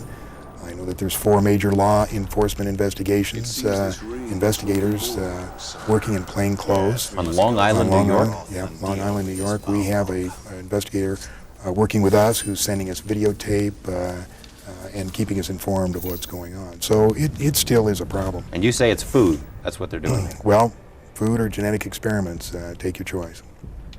Now, they eat people. I'm just kidding. I'm kidding. It's a joke. It's a joke. I'm just kidding. It hasn't gone maybe to the point of where they're mutilating humans, but you do believe there are abductions. And you also believe that at one point there may have been some kind of a clash between American military forces and these UFO. That's one of the stories when we began to discover what I call the... Well, has anybody else ever said anything like that? David Grush. Grand deception was in 1979, and apparently there was some kind of clash. 1983 is the date that I call that we finally recognized that we had made a disastrous mistake. And that's when MJ-12 realized that they were in deep, deep trouble. They had made a deal with these people, and Big trouble by making a deal with non-human intelligence? How do you know this, Mr. Lear?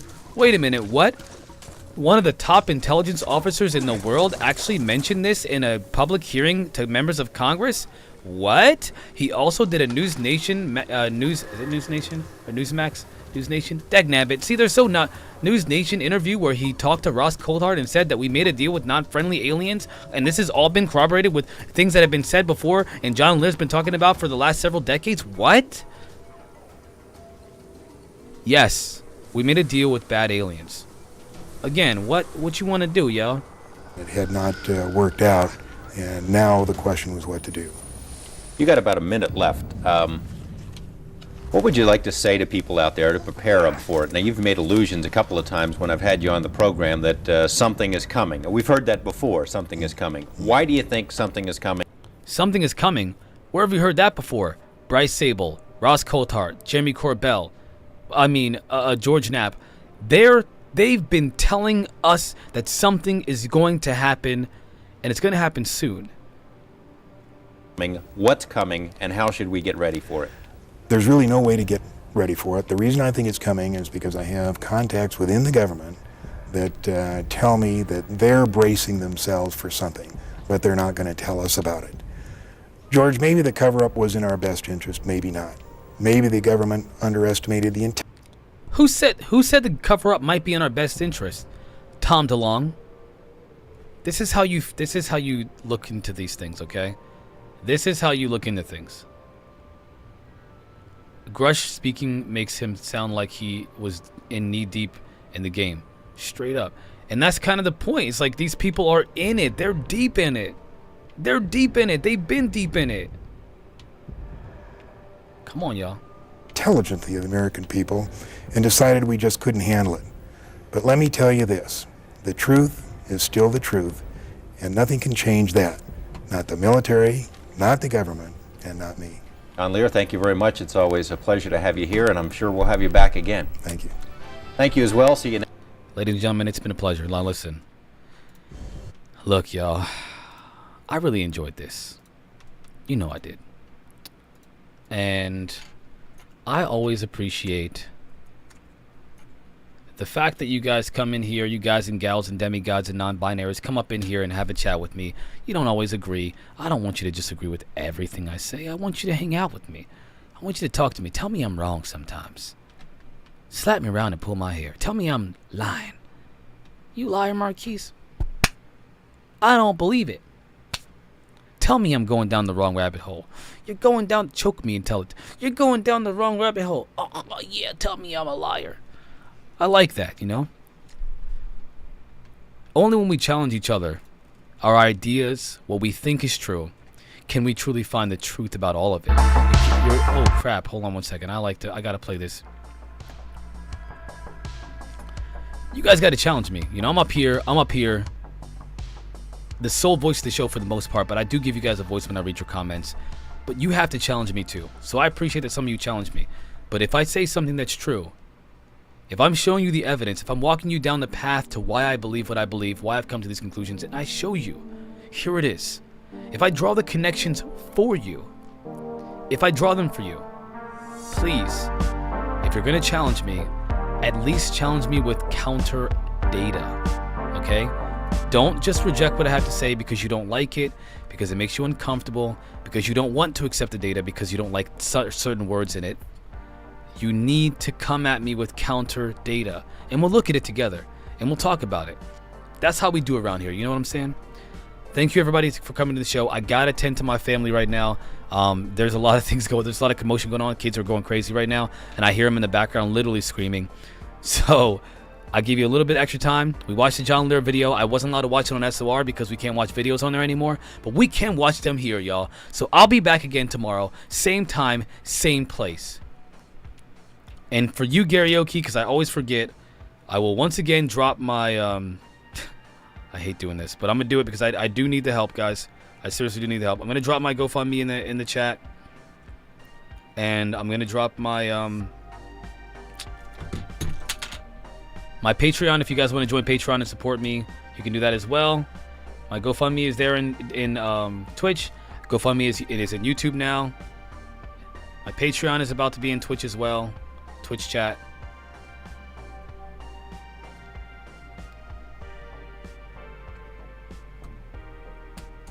And my Patreon will be in YouTube.